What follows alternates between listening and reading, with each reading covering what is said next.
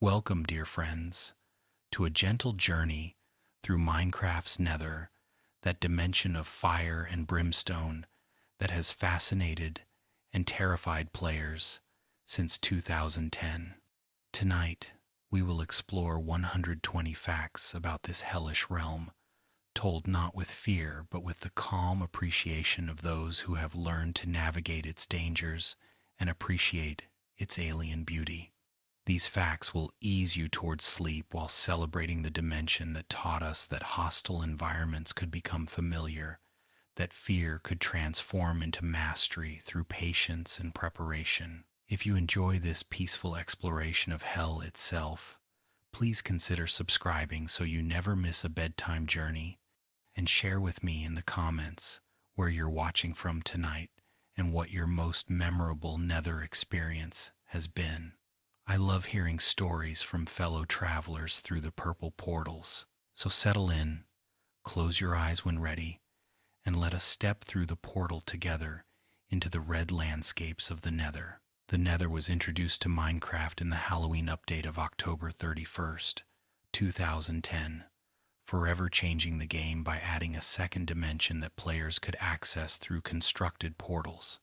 Before the Nether existed, Minecraft's world consisted only of the Overworld, with its familiar biomes and structures, and the concept of traveling to an entirely different dimension represented a dramatic expansion of what the game could be. The timing of the Nether's release during Halloween was perfect, as this hellish dimension with its fire, floating ghosts, and oppressive atmosphere fit the spooky season perfectly. The update transformed Minecraft from a game about surviving and building in a single world into something more ambitious, a game where dimensions could be traversed and where each realm had its own rules, dangers, and resources. The Nether immediately captured players' imaginations despite, or perhaps because of its hostility and strangeness, creating a place that felt genuinely alien and dangerous in ways the Overworld never had, a dimension where even experienced players felt vulnerable and where every trip required careful preparation and respect for the environment's lethality. Building your first Nether portal requires 10 obsidian blocks arranged in a rectangular frame, 4 blocks wide and 5 blocks tall, though the corners can be omitted to reduce the requirement to 10 blocks instead of 14. Obsidian is formed when water touches lava source blocks, creating the dark purple stone that is one of Minecraft's hardest blocks, requiring a diamond pickaxe to mine and taking almost 10 seconds to break even with the proper tool. The obsidian requirement ensures that players cannot access the Nether immediately upon starting a new world, but must first mine deep enough to find diamonds, craft a diamond pickaxe, and then either find or create obsidian through careful manipulation of water and lava. This progression gate makes the Nether feel like a genuine achievement, a milestone that marks your transition from early game survival into mid-game exploration, where new dimensions and challenges open up. The rectangular frame standing empty before ignition creates anticipation, a doorway waiting to be activated, a threshold between familiar safety and unknown danger that you must choose to cross. The portal ignition moment, when you use flint and steel or another fire source to light the obsidian frame and watch the purple particles swirl into existence, filling the empty frame with shimmering energy, represents one of Minecraft's most memorable experiences. The portal's distinctive purple-black swirling texture and the low humming ambient sound it produces create atmosphere that signals you've created something significant, something that connects your world to another dimension entirely. The purple particles that occasionally drift away from the portal add to the sense that this is a tear in reality, a stable gateway maintained through forces you don't fully understand but have learned to harness. Standing before your first activated portal creates a moment of hesitation. Do you step through immediately, or do you prepare more thoroughly first? The portal waits patiently, neither forcing you forward nor judging your caution, letting you choose when you're ready to face what lies beyond. The permanence of the portal once built means that this threshold remains, that you can return to the Nether whenever you choose, that the connection between dimensions persists as long as the obsidian frame stands intact. Stepping through the portal for the first time triggers a loading screen as the game generates the Nether around your entry point, and during those few seconds you're suspended between dimensions, committed to crossing but not yet arrived. The portal animation plays as you're transported, the world distorting and the purple particles intensifying around you, creating a transition that feels appropriately dramatic and otherworldly. The slight delay before arrival builds tension, giving you time to second-guess your decision, to wonder what horrors await on the other side, to brace yourself for your first glimpse of hell. When the Nether finally loads and you emerge from the portal's opposite side, you're often immediately struck by how different this dimension feels from the Overworld. The red stone beneath your feet, the vast open caverns, the distant sounds of ghasts crying, the oppressive heat suggested by the lava seas visible in the distance. That first moment of arrival, when you realize you're truly somewhere else, somewhere alien and hostile, creates an impression that stays with players forever, marking the Nether as fundamentally different from the safe overworld you left behind. The first impressions of the Nether are deliberately overwhelming, with the dimension designed to feel oppressive, alien, and dangerous in ways that immediately communicate that this is not a friendly place. The red netherrack that makes up most of the Nether's terrain gives everything a hellish glow, while the ceiling and floor of bedrock create the sense that you're trapped in a massive underground cavern rather than in an open world. The scale of Nether caverns, with their enormous open spaces and distant walls, makes you feel small and vulnerable, while the lack of any familiar landmarks or vegetation reinforces the alienness of the environment. The ambient sounds, the low rumbling, the distant gas cries, the crackling of fire create constant low-level tension, even when no mobs are immediately visible. The first time you explore away from your portal, the netherrack all looks similar, and navigation becomes challenging, creating fear that you'll lose your way and never find the portal home. These deliberate design choices ensure that the Nether feels like a significant departure from the Overworld, that crossing dimensions means accepting genuine risk and challenge, that the Nether's rewards must be earned through courage and careful planning, rather than simply being handed to unprepared players. Netherrack is the Nether's primary block, a red stone that breaks almost instantly even with bare hands, and has the unique property of burning infinitely when set on fire. The netherrack's quick-breaking speed makes tunnel boring through the Nether relatively easy compared to mining stone in the Overworld, allowing players to create safe corridors and highways through the dimension without excessive tool durability consumption. The infinite burning property makes netherrack useful for permanent fires in the Overworld, with players bringing it back to create fireplaces and decorative flames that never extinguish naturally.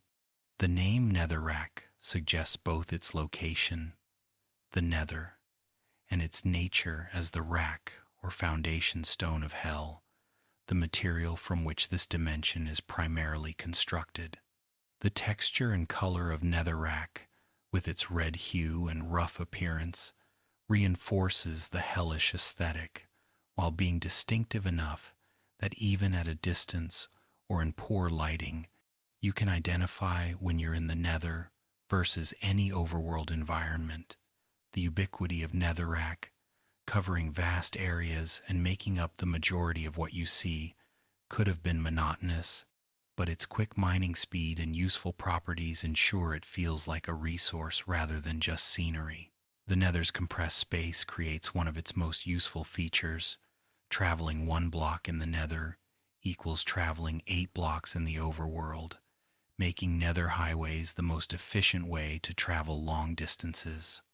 This 8-to-1 ratio means that walking 1,000 blocks through a Nether tunnel brings you out 8,000 blocks from where you started in the Overworld, allowing you to traverse vast distances without the time investment that Overworld travel would require. The compression also means that carefully calculated portal placement in the Nether can link to specific Overworld locations, creating network of portals that connect distant bases, farms, and points of interest through short Nether paths. Understanding the math behind portal linking becomes essential for advanced players building extensive Nether infrastructure, as precise portal placement ensures connections work as intended rather than creating new, unlinked portals. The space compression transforms the Nether from simply a resource dimension into a transportation network, a fast travel system that rewards players who invest time in building safe passages through hell to enable efficient movement across their Overworld territories. This utility ensured that even players who found the Nether frightening or unpleasant had compelling reasons to venture there and build infrastructure, that the dimension served practical purposes beyond simply being a challenging environment to explore. Early Nether travel and navigation presented significant challenges, as the uniform red appearance of Netherrack made it difficult to create mental maps or identify landmarks that would help you find your way back to portals. Players quickly learned to bring abundant building blocks to create visible markers, placing cobblestone or other distinctive blocks at regular intervals along paths to ensure they could backtrack to safety.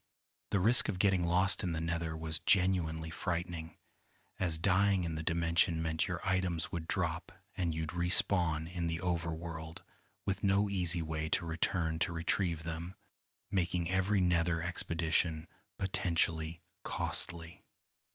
The Nether's three-dimensional complexity, with its multiple levels, overhangs, and vertical spaces, meant that navigation required thinking about height and depth in ways that Overworld surface travel didn't demand. Many players experienced the panic of realizing they were lost, of frantically searching for familiar terrain while ghasts fired at them and their supplies dwindled, of that profound relief when they finally spotted their portal in the distance. These navigation challenges taught careful planning and methodical exploration, encouraging players to bring compasses, though they don't work in the Nether, and maps, and to build clearly marked paths rather than wandering randomly.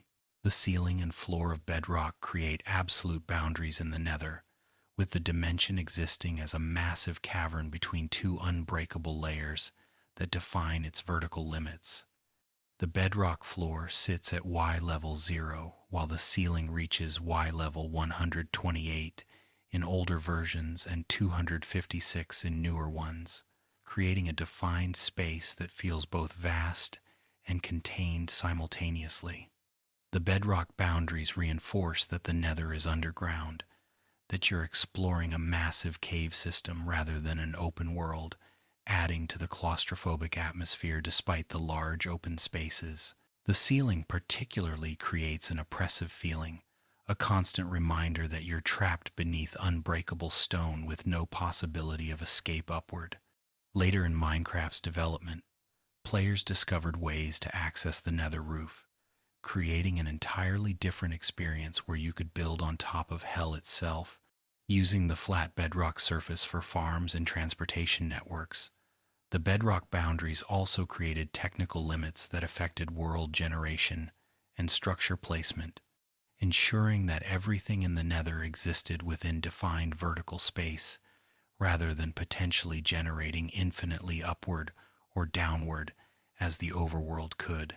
Lava seas and oceans of fire dominate the Nether's landscape, with massive pools and lakes of lava creating both beautiful and terrifying vistas that reinforce the dimension's hellish nature. The lava in the Nether flows faster than in the Overworld and extends farther from source blocks, making it more dangerous and unpredictable, capable of catching players off guard who are accustomed to Overworld lava behavior. The light from lava lakes illuminates vast caverns in flickering orange, creating dramatic atmospheric lighting that would be beautiful if it weren't also deadly. If every misstep didn't risk falling into instant death, the lava seas make navigation challenging, as they block paths and require either careful bridging across the surface or lengthy detours around their perimeters. The combination of lava and ghast fireballs creates particular danger, as ghasts often hover over lava seas, where their fireballs can knock you backward into fire, even if you successfully deflect the projectile. The omnipresent lava ensures that fire resistance potions or enchantments become essential for serious Nether exploration. That one form of protection from the dimension's most common hazard isn't optional luxury, but necessary preparation for anyone planning extended time in hell. Gravel beaches often line the edges of lava seas, creating transitional zones between solid netherrack and liquid fire. But these beaches present their own dangers despite appearing safer than lava. Gravel obeys gravity in Minecraft, meaning that walking on gravel can trigger collapses that send you falling into lava below if the gravel was suspended over empty space.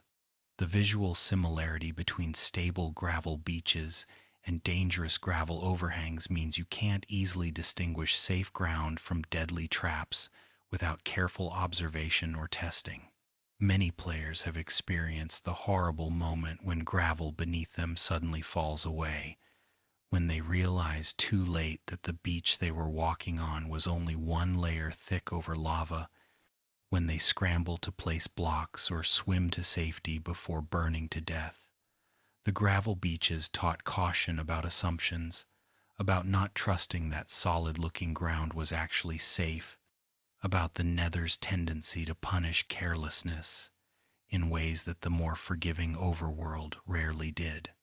The gravel also provided a useful resource for concrete production, as players could safely mine it in the Nether and bring it back to the Overworld, giving even the dangerous beaches some practical value beyond being navigational hazards. Soul Sand's slowing effect made it one of the Nether's most frustrating blocks during early exploration, as walking on soul sand reduced your movement speed significantly and prevented jumping, creating vulnerability when you needed to move quickly away from danger. The soul sand blocks were found in large patches throughout the Nether, unavoidable sections that forced slow movement through hostile territory where ghasts or other mobs might attack while you couldn't effectively dodge or flee. The name, Soul Sand, and its texture suggesting faces trapped in the block, added to the Nether's horror atmosphere, implying that this sand was made from or contained tortured souls, that you were walking across ground made of suffering. Later updates would reveal that Soul Sand's slowing effect could be useful in some contraptions, particularly in creating bubble columns in water, but in early Minecraft it was purely a hindrance that made Nether navigation more dangerous and frustrating. The distinctive brown color of Soul Sand at least made it visible from a distance, allowing careful players to plan routes that avoided or minimized contact with these slowing patches, though sometimes the terrain left no choice but to cross Soul Sand while hoping no mobs attacked during your vulnerable slow movement. Glowstone clusters hanging from the Nether's ceiling provided the dimension's primary light source beyond lava, their golden glow creating islands of visibility in otherwise dark caverns. Glowstone blocks emitted maximum light level, making them valuable both in the Nether for illumination and in the Overworld where players could harvest and bring them back for powerful lighting solutions.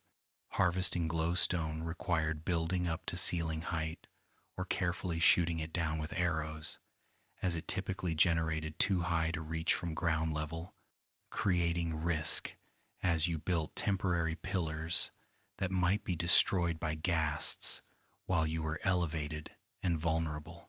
When broken without silk touch, glowstone dropped glowstone dust rather than whole blocks, requiring 4 dust to craft back into blocks and creating inefficiency that encouraged either silk touch tools or acceptance that you'd get fewer blocks than you harvested.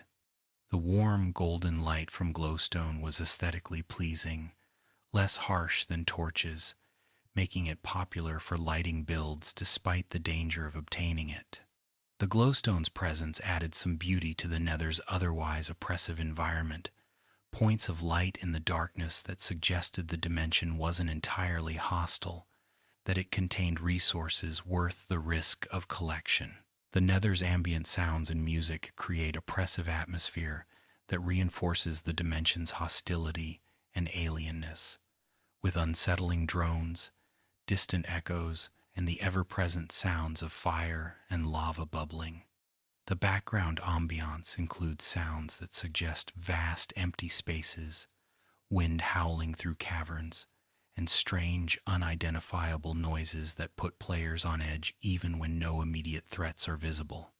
The ghast cries long, mournful wails that sound almost like crying babies or distressed cats are particularly unsettling, audible from far away, and creating constant low-level anxiety, as you never know whether a ghast is nearby or just their sounds carrying across the caverns. The music tracks that play in the Nether are appropriately hellish, with discordant tones and unsettling melodies that would feel out of place in the peaceful overworld but perfectly match the Nether's atmosphere. The sound design ensures that even during moments without active combat or immediate danger, the Nether never feels truly safe or comfortable, that the environment itself is hostile even when specific mobs aren't attacking. This audio atmosphere is subtle enough that many players don't consciously analyze it, but effective enough that it significantly impacts how the Nether feels, creating dread and tension that make every trip feel dangerous regardless of actual threat level. Why the Nether feels oppressive and alien comes down to deliberate design choices that make every aspect of the dimension communicate danger and strangeness, from its visual palette to its sound design to the behavior of its mobs. The color scheme, dominated by reds, oranges, and browns, creates visual monotony that would be boring if it didn't also create the sense of being in hell, while the lack of any blues or greens reinforces that this dimension has nothing in common with the natural overworld. The vertical space usage, with enormous caverns and frequent voids where you can fall to your death, creates three-dimensional danger that requires constant awareness of your surroundings in ways that flat overworld terrain doesn't demand.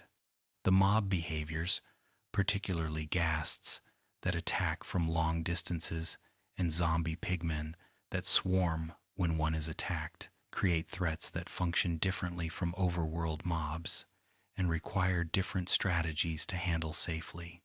The lack of any friendly mobs or peaceful elements reinforces that the Nether is entirely hostile, that nothing there is on your side, that every living thing either wants to kill you or will retaliate violently if provoked.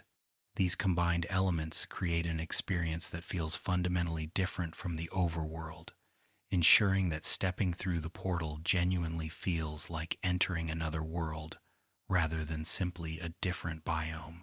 Ghasts are floating white creatures with tentacles that fire explosive projectiles from long distances, and they became the Nether's most iconic mob through their distinctive appearance and terrifying effectiveness. The ghast's large size, 4 blocks in each dimension, makes them visible from far away, while their ability to fly freely means they can attack from directions and distances where you struggle to retaliate effectively. The ghast fireballs are explosive projectiles that can be hit back with melee attacks or arrows, creating tense gameplay where timing your deflection correctly turns their attack back at them, potentially killing them with their own ammunition. The sound ghasts make a distinctive crying, wailing sound creates fear even before you see them, as you hear that characteristic cry echoing through caverns and know a ghast is somewhere nearby, searching for targets. The ghast's ability to destroy netherrack and other weak blocks with their fireballs means they can damage your structures and paths, creating particular frustration when they destroy bridges or defenses you've carefully built. Despite their frightening appearance and dangerous attacks, ghasts have relatively low health and can be killed with a few well-placed arrows, teaching players that knowledge and preparation matter more than raw power, that even terrifying enemies become manageable once you understand their patterns and develop strategies for dealing with them safely. Zombie pigmen, as they were called before being renamed zombified piglins, were the Nether's neutral mob, wandering the dimension peacefully until attacked, at which point all nearby zombie pigmen would become hostile and swarm the player. The pigmen carried gold swords and dealt reasonable damage, particularly in groups, making them dangerous despite their neutral starting disposition. The distinctive mechanic where attacking one pigman angered all pigmen in the area, even those you hadn't attacked directly, created risk around any hostile action, as a stray arrow or misplaced swing could trigger a swarm of angry pigmen that would pursue you relentlessly until killed or until you escaped far enough that they stopped chasing. The pigmen taught caution and awareness, encouraging players to avoid fighting near large groups and to always have an escape route planned before engaging any hostile action in the Nether. The fact that pigmen would eventually calm down and return to neutral after some time meant that getting into an accidental fight wasn't necessarily fatal. You could often run away, hide, and wait for them to calm down rather than being forced to fight until you or all the pigmen were dead. The pigmen dropped gold nuggets and occasionally gold swords or armor when killed, providing some reward for fighting them, though most players preferred to leave them alone and avoid triggering their hostility unnecessarily.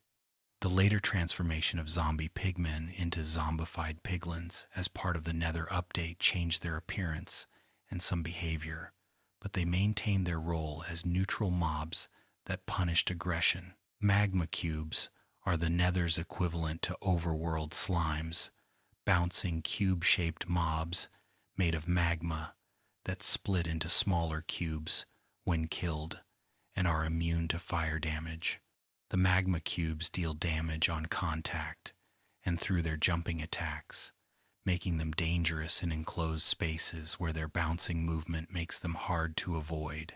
The cubes come in 3 sizes: large, medium, and small, with large cubes splitting into medium cubes when killed, and medium cubes splitting into small cubes, requiring multiple kills to completely eliminate a single large magma cube encounter.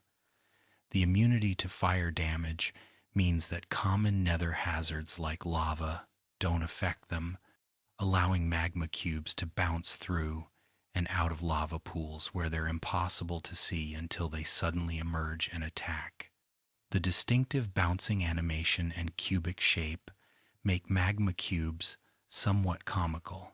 Despite being dangerous, their movement patterns predictable enough that skilled players can usually avoid or fight them effectively. The magma cream they drop when killed is useful for brewing potions of fire resistance, creating logical progression where the Nether's hostile mobs drop materials needed to protect yourself from the Nether's environmental hazards, encouraging players to fight magma cubes despite the danger to obtain these valuable drops. The Nether's role in early Minecraft progression was as a mid-game challenge dimension that provided resources necessary for advancing toward the end, particularly blaze rods needed for Eyes of Ender and brewing stands.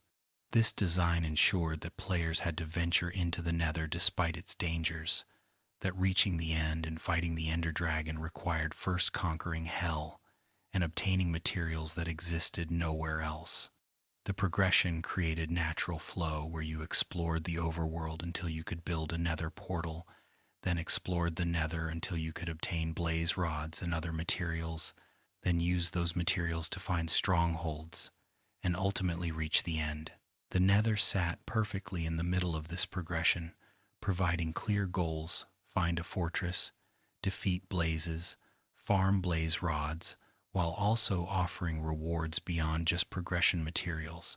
The Nether's position in progression meant that every player's journey through Minecraft passed through Hell, that the Nether experience was universal among players who progressed beyond early game survival, creating shared cultural touchstones and stories about first Nether trips, fortress searches, and the terror of fighting blazes while ghasts attacked from behind.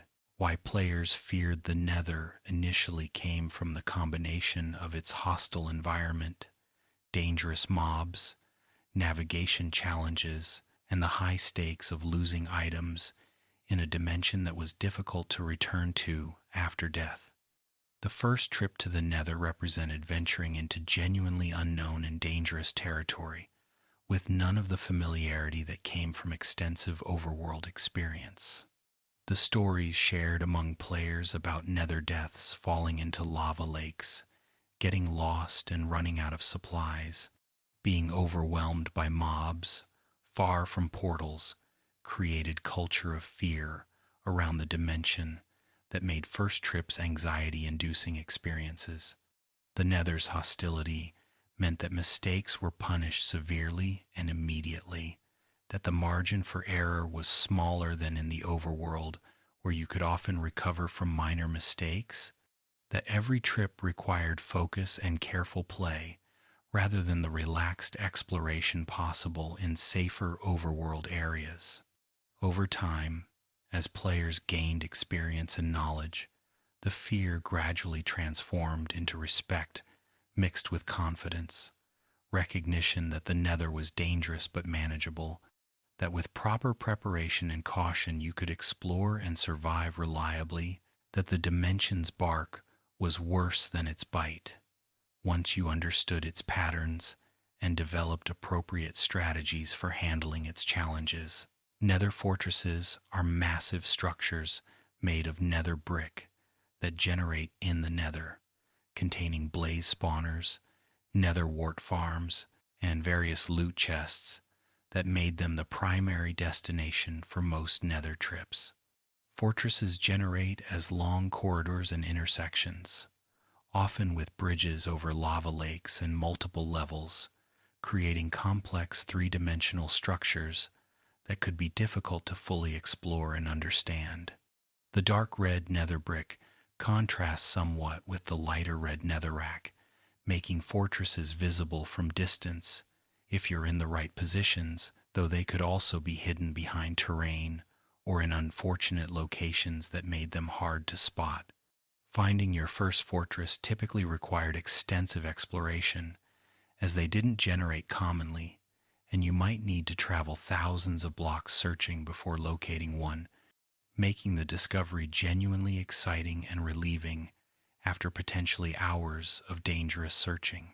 The fortress interiors were dark enough that hostile mobs spawned freely, with blazes spawning only from their spawners, but wither skeletons and regular skeletons spawning naturally in fortress areas, creating dangerous environments where fighting off multiple mob types simultaneously was common.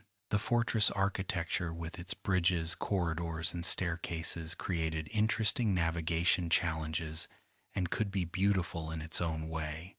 These dark structures standing out against the Nether's hellscape, suggesting that some force or civilization had built permanent structures in Hell, creating narrative intrigue through environmental storytelling without explicit explanation. Blaze spawners are found only in Nether fortresses, generating blazes flying mob that shoot 3 fireballs in succession and light enemies on fire that drop blaze rods when killed, making blazes both dangerous and necessary enemies. The blazes' attacks are projectile-based, meaning you can avoid them with good movement and positioning, but the 3 fireball pattern makes dodging all projectiles challenging, particularly in the confined spaces where spawners often generate.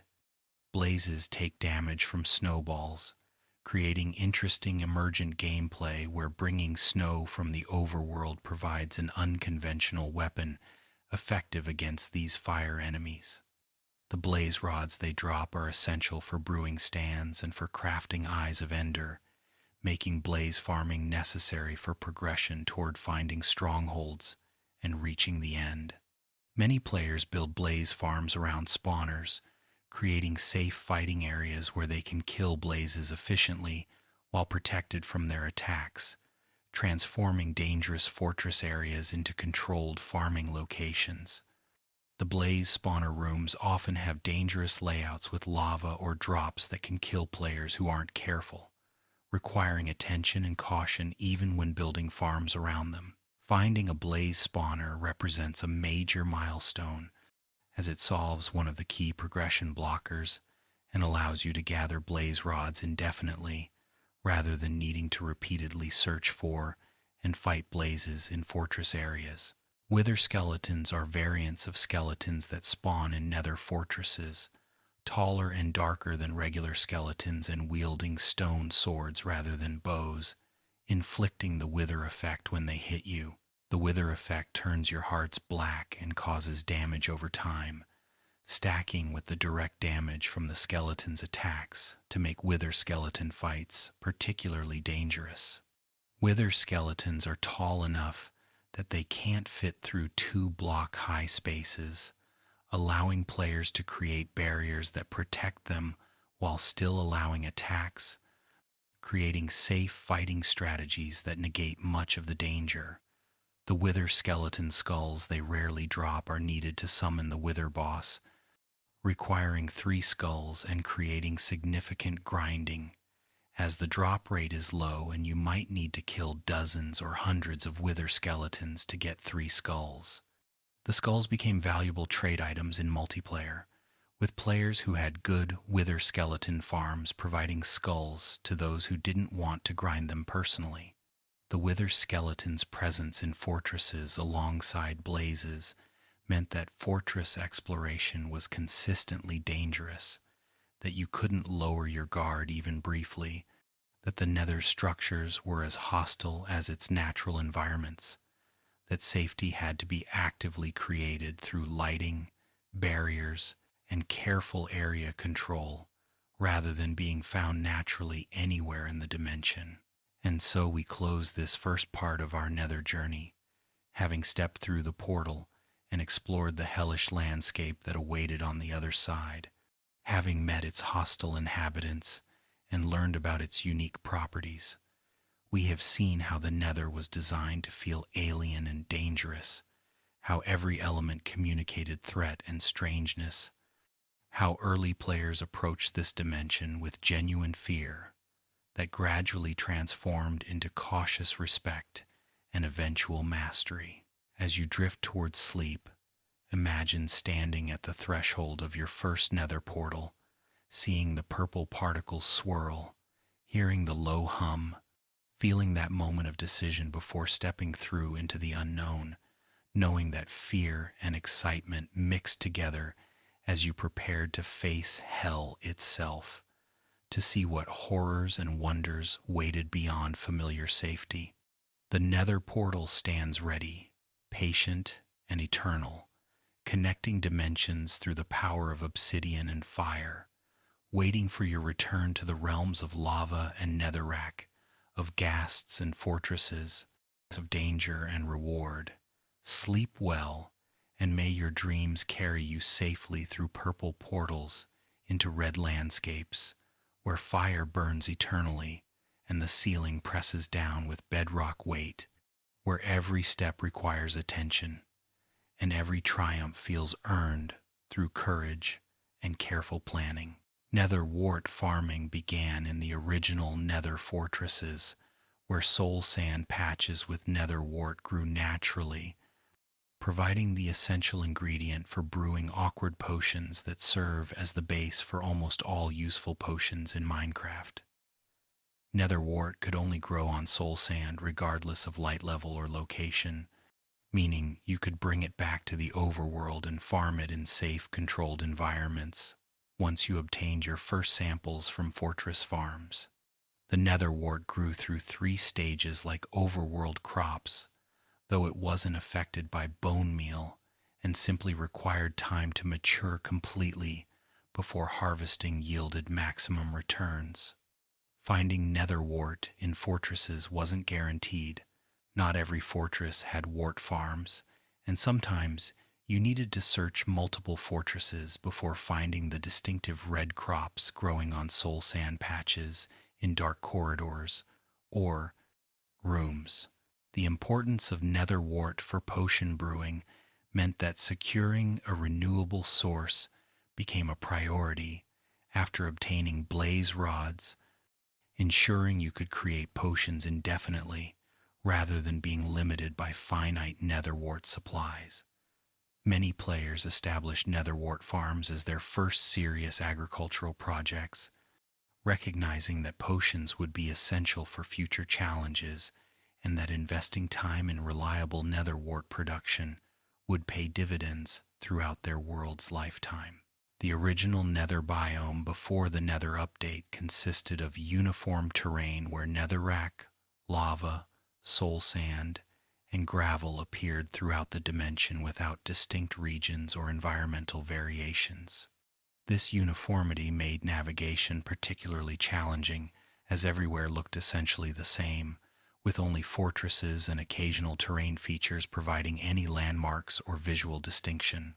The monotony was intentional, reinforcing the Nether's oppressive atmosphere and the sense that this entire dimension was just one massive hellscape without the variety and beauty of the overworld's diverse biomes. Some players appreciated this uniformity for its consistency. You always knew what to expect in the Nether and could prepare accordingly without needing to adjust strategies for different regional challenges. Others found the sameness boring and felt the Nether was underdeveloped compared to the increasingly complex and varied overworld that received new biomes and features in regular updates. The uniform Nether served its purpose for years, providing necessary resources and transportation functionality while maintaining its role as hostile dimension to visit rather than place to settle. But eventually, the community's desire for more Nether content and variety would inspire the most dramatic dimensional transformation in Minecraft's history. Fire resistance potions became absolute necessities for serious Nether exploration, providing complete immunity to fire and lava damage for 3 minutes at base duration or 8 minutes with redstone extension. The potion recipe required nether wart to create awkward potion base, then magma cream to add fire resistance effect, creating logical progression where you needed to farm nether mobs magma cubes for magma cream to obtain protection from the nether's environmental hazards. Drinking a fire resistance potion transformed the nether experience dramatically, eliminating the constant fear of lava and allowing you to swim through lava seas, walk through fire, and generally ignore the dimension's most common cause of death. The confidence that came from fire resistance encouraged bolder exploration and more aggressive fortress searching, as you could afford to take risks and explore areas that would be suicidal without protection. Many players kept fire resistance potions hotkeyed whenever in the Nether, drinking them preemptively before dangerous activities and ensuring they always had active protection during their time in the dimension.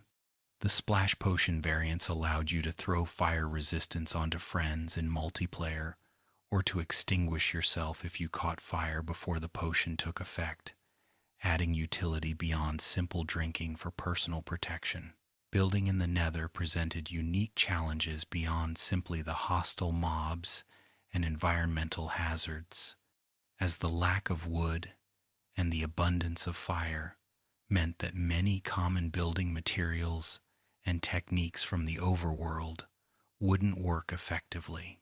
Wood brought from the overworld could catch fire from random fire spread or gassed fireballs, making wooden structures dangerous and requiring careful fire prevention through non-flammable materials or strategic placement away from fire sources. The limited color palette of naturally occurring nether blocks meant that builds often looked monotonous unless you imported materials from the overworld, adding logistical challenges to construction projects in the dimension. The difficulty of farming and food production in the Nether meant that extended building projects required either frequent returns to the overworld for supplies or elaborate logistics to support builders working in hell.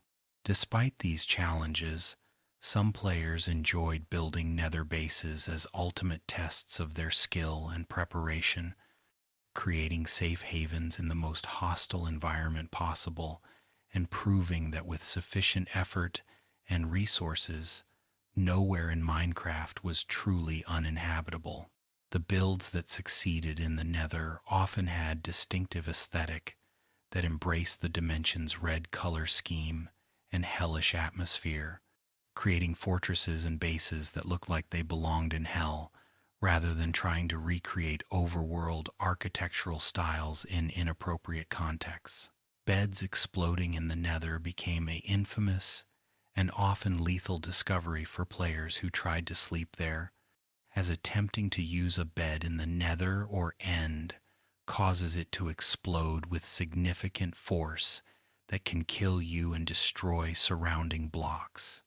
The explosion mechanic exists because the Nether and End don't have day-night cycles, making sleep meaningless in those dimensions. And Mojang chose explosive failure rather than simple refusal as feedback to communicate that beds don't function there.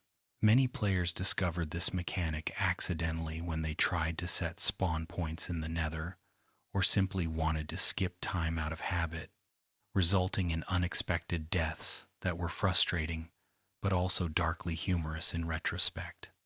The bed explosion mechanic eventually became useful through the discovery that beds could be used as weapons in the Nether and End, with speedrunners and advanced players using beds as explosive devices to kill mobs, including the Ender Dragon, turning a failed game mechanic into legitimate combat strategy. The explosion power of beds exceeds TNT, making them extremely effective weapons despite the risk of also damaging yourself, and their relatively simple crafting requirements, just wood and wool, made them accessible weapons even in early game.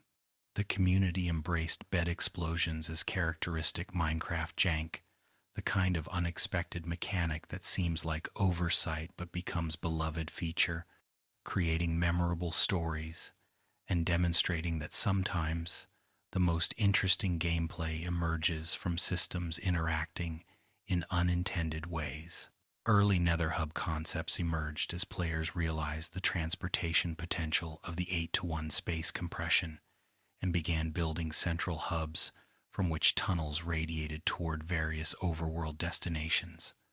The hub design typically featured a central safe room with clearly marked tunnels leading in different directions, each tunnel connecting to a portal that emerged at a specific overworld location.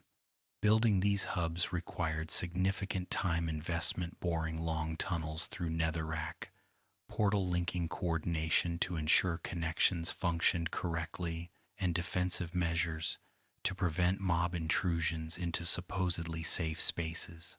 The hubs often became showcases of creative builds, with players decorating central areas elaborately and creating distinct aesthetics for different tunnels to make navigation easier and more enjoyable.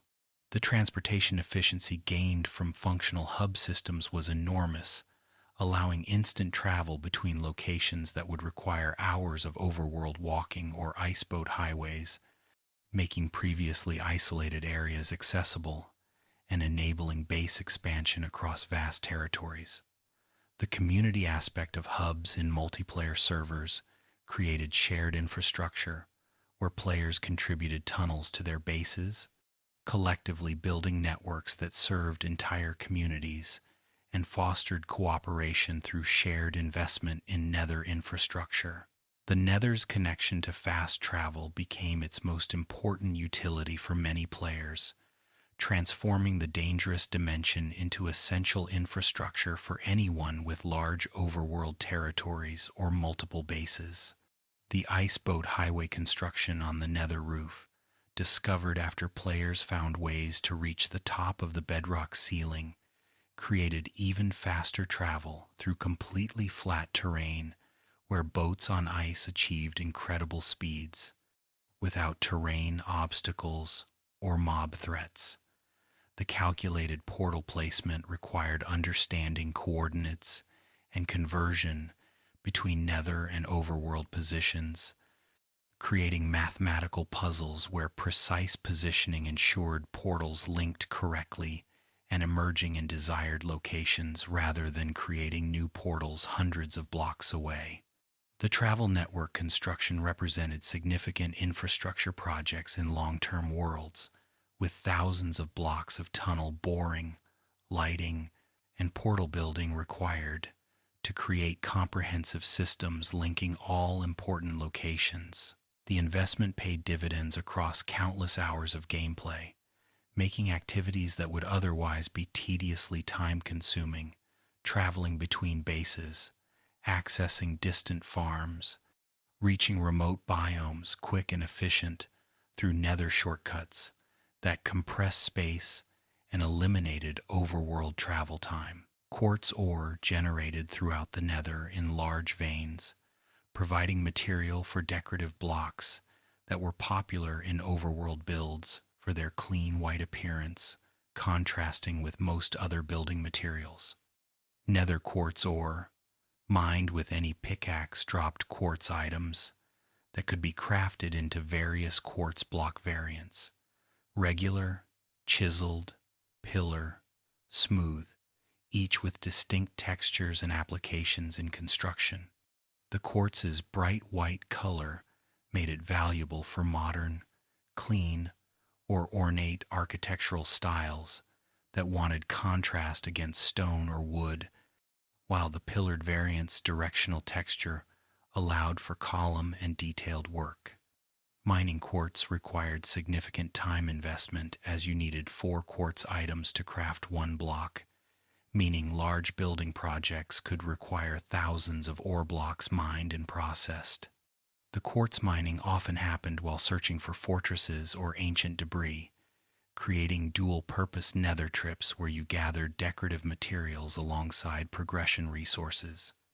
The quartz also provided experience when mined, making it valuable for players who needed levels for enchanting or anvil work and could mine quartz more safely than fighting mobs or other experience-generating activities. The Nether update was announced at Minecon 2019, generating enormous excitement and anticipation as Mojang revealed plans to completely overhaul the dimension that had remained largely unchanged for nearly a decade. The announcement trailer showcased crimson and warped forests with their distinctive red and cyan fungi, new mobs including piglins and hoglins, and promised a transformation that would make the Nether as diverse and interesting to explore as the Overworld. The community response was overwhelmingly positive, with players who had long felt the Nether was underdeveloped expressing excitement about finally seeing it receive attention and expansion. The update's scope was ambitious: 4 new biomes, multiple new mobs, new vegetation and building blocks, Netherite as the first material tier beyond diamond, bastions as major new structures, and countless smaller additions and changes that would fundamentally alter how the Nether looked, felt, and functioned. The development process was unusually transparent, with regular snapshots allowing players to test features and provide feedback throughout development, creating collaborative atmosphere where the community felt invested in the update's success. The eventual release in June 2020 delivered on the promises and exceeded expectations in many ways, transforming the Nether from simple hostile dimension into complex environment that was beautiful, dangerous, and endlessly interesting to explore. 4 new biomes transformed the Nether from uniform hellscape into varied environment, with distinct regions that each had unique appearances, resources, and challenges. The biome variety immediately made Nether exploration more interesting and rewarding, as traveling through the dimension now revealed changing landscapes and vistas that were genuinely beautiful despite being set in hell. The biome distribution followed similar patterns to Overworld biome generation, with different Nether biomes generating in distinct regions, but with transitions between them, creating gradual environmental changes rather than jarring boundaries. The addition of biomes solved the navigation problems that had plagued the old Nether, as distinctive biome features provided natural landmarks that made it easier to remember locations and find your way back to portals or bases. Each biome attracted different mobs and contained different resources, encouraging exploration across all biome types, rather than simply finding one biome and staying there, ensuring that the full Nether experience required engaging with all of the new environments. The biome update demonstrated that even dimensions that had worked adequately could be dramatically improved through thoughtful expansion that added variety and interest without destroying what had made them functional originally. Crimson forests presented red and maroon landscapes dominated by massive fungi that towered overhead like alien trees, their caps spreading wide and blocking some of the hellish sky from view. The crimson nylium covering the ground replaced netherrack in these biomes, its red-purple hue distinct from standard netherrack, while still maintaining the Nether's warm color palette.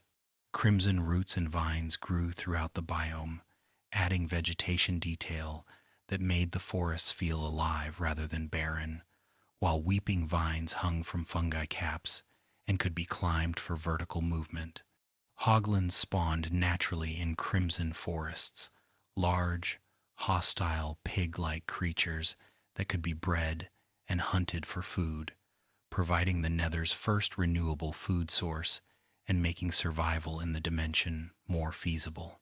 The fog in crimson forests took on reddish tint that reduced visibility and created eerie atmosphere, while the ambient sounds included unsettling background noises that reinforced the alien nature of these fungal forests.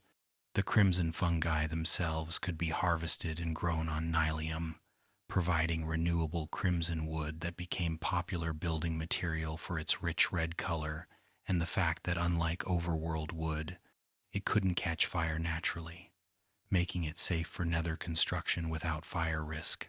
Warped forests presented cyan and teal landscapes that looked poisonous and alien, the cooler colors contrasting dramatically with the Nether's typical warm palette and creating the most visually distinctive biome. The warped fungi grew even larger than crimson fungi in some cases, their blue-green caps spreading overhead and creating canopies that blocked the bedrock ceiling from view. Warped nylium covered the ground in vibrant cyan, while warped roots, vines, and small plants added detailed vegetation that made the biome feel dense and overgrown compared to the sparse original Nether. Endermen spawned frequently in warped forests, unusual as Endermen were primarily end-dimension mobs, creating dangerous biomes where these teleporting creatures were constant threats, alongside any other mobs that might spawn. The warped forests were the safest of the new Nether biomes in one sense, as no aggressive mobs spawned naturally there besides Endermen, making them ideal for building if you could manage the Enderman population. The eerie blue-green lighting and distinctive cyan fog created surreal atmosphere unlike anything else in Minecraft, beautiful in an unsettling way that emphasized how alien the Nether was, how this dimension operated according to different rules and aesthetics than the familiar overworld. Soul sand valleys stretched between mountain ridges, vast open areas of exposed soul sand and soul soil that created desolate landscapes, feeling truly lifeless and hopeless. The valleys featured massive basalt pillars jutting from the ground like fossilized trees, their dark gray-black color contrasting against the brown soul sand and creating dramatic vertical elements in otherwise flat terrain.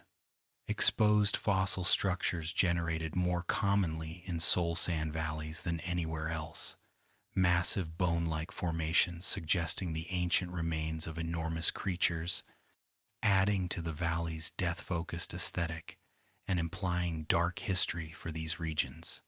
The soul sand's movement penalty made traversing valleys tedious and dangerous, while the openness meant long sightlines where ghasts could spot and attack you from far away, making these biomes some of the most dangerous despite having relatively flat terrain.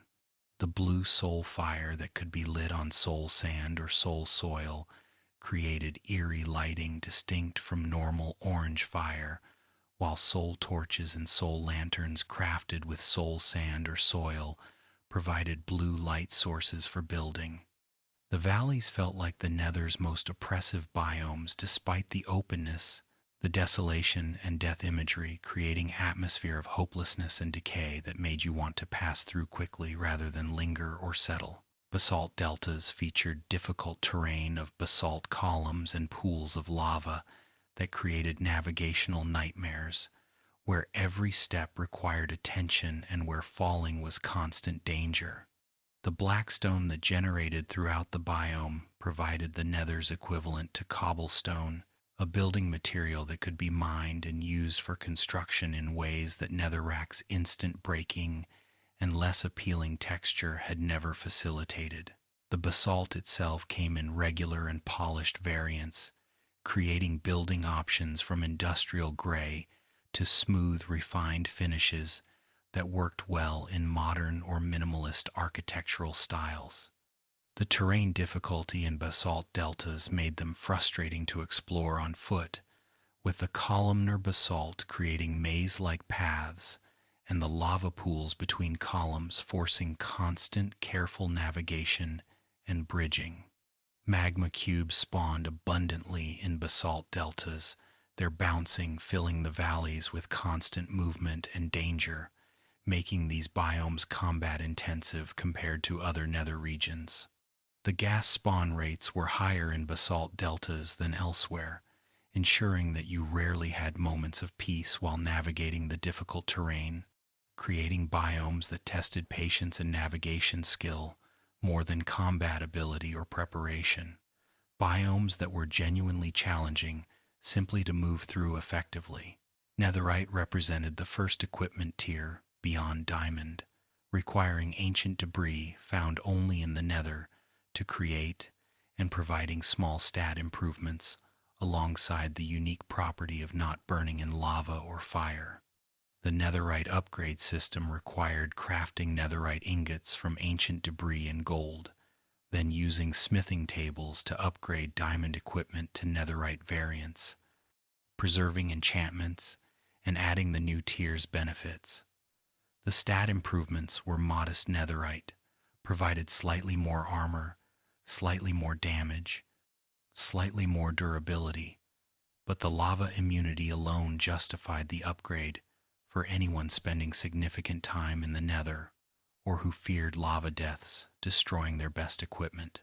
The rarity of ancient debris made full Netherite gear a significant achievement, requiring extensive mining or bed divided by TNT mining techniques to acquire enough debris for all equipment pieces.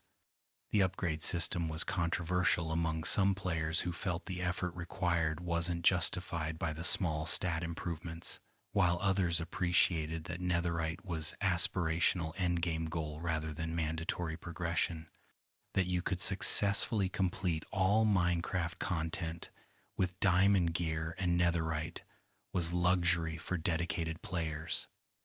The dark gray color of netherite gear looked distinctive and appealing, making it desirable beyond just stats for players who valued aesthetic and wanted their character to look appropriately equipped with the game's rarest equipment tier. Ancient debris mining strategies developed around the debris generation pattern.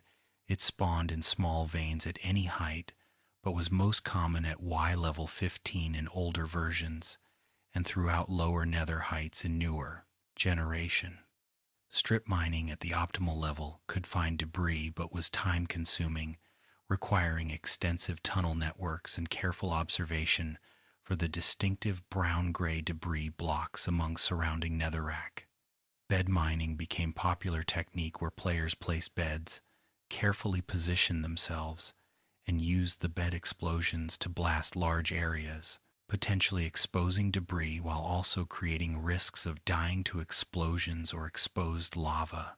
TNT mining worked similarly, but required more resources to create explosives, trading material costs for safer execution compared to bed explosions. The debris blocks themselves were blast resistant and wouldn't be destroyed by the explosions used to reveal them, ensuring that your mining technique wouldn't accidentally destroy the resources you were searching for.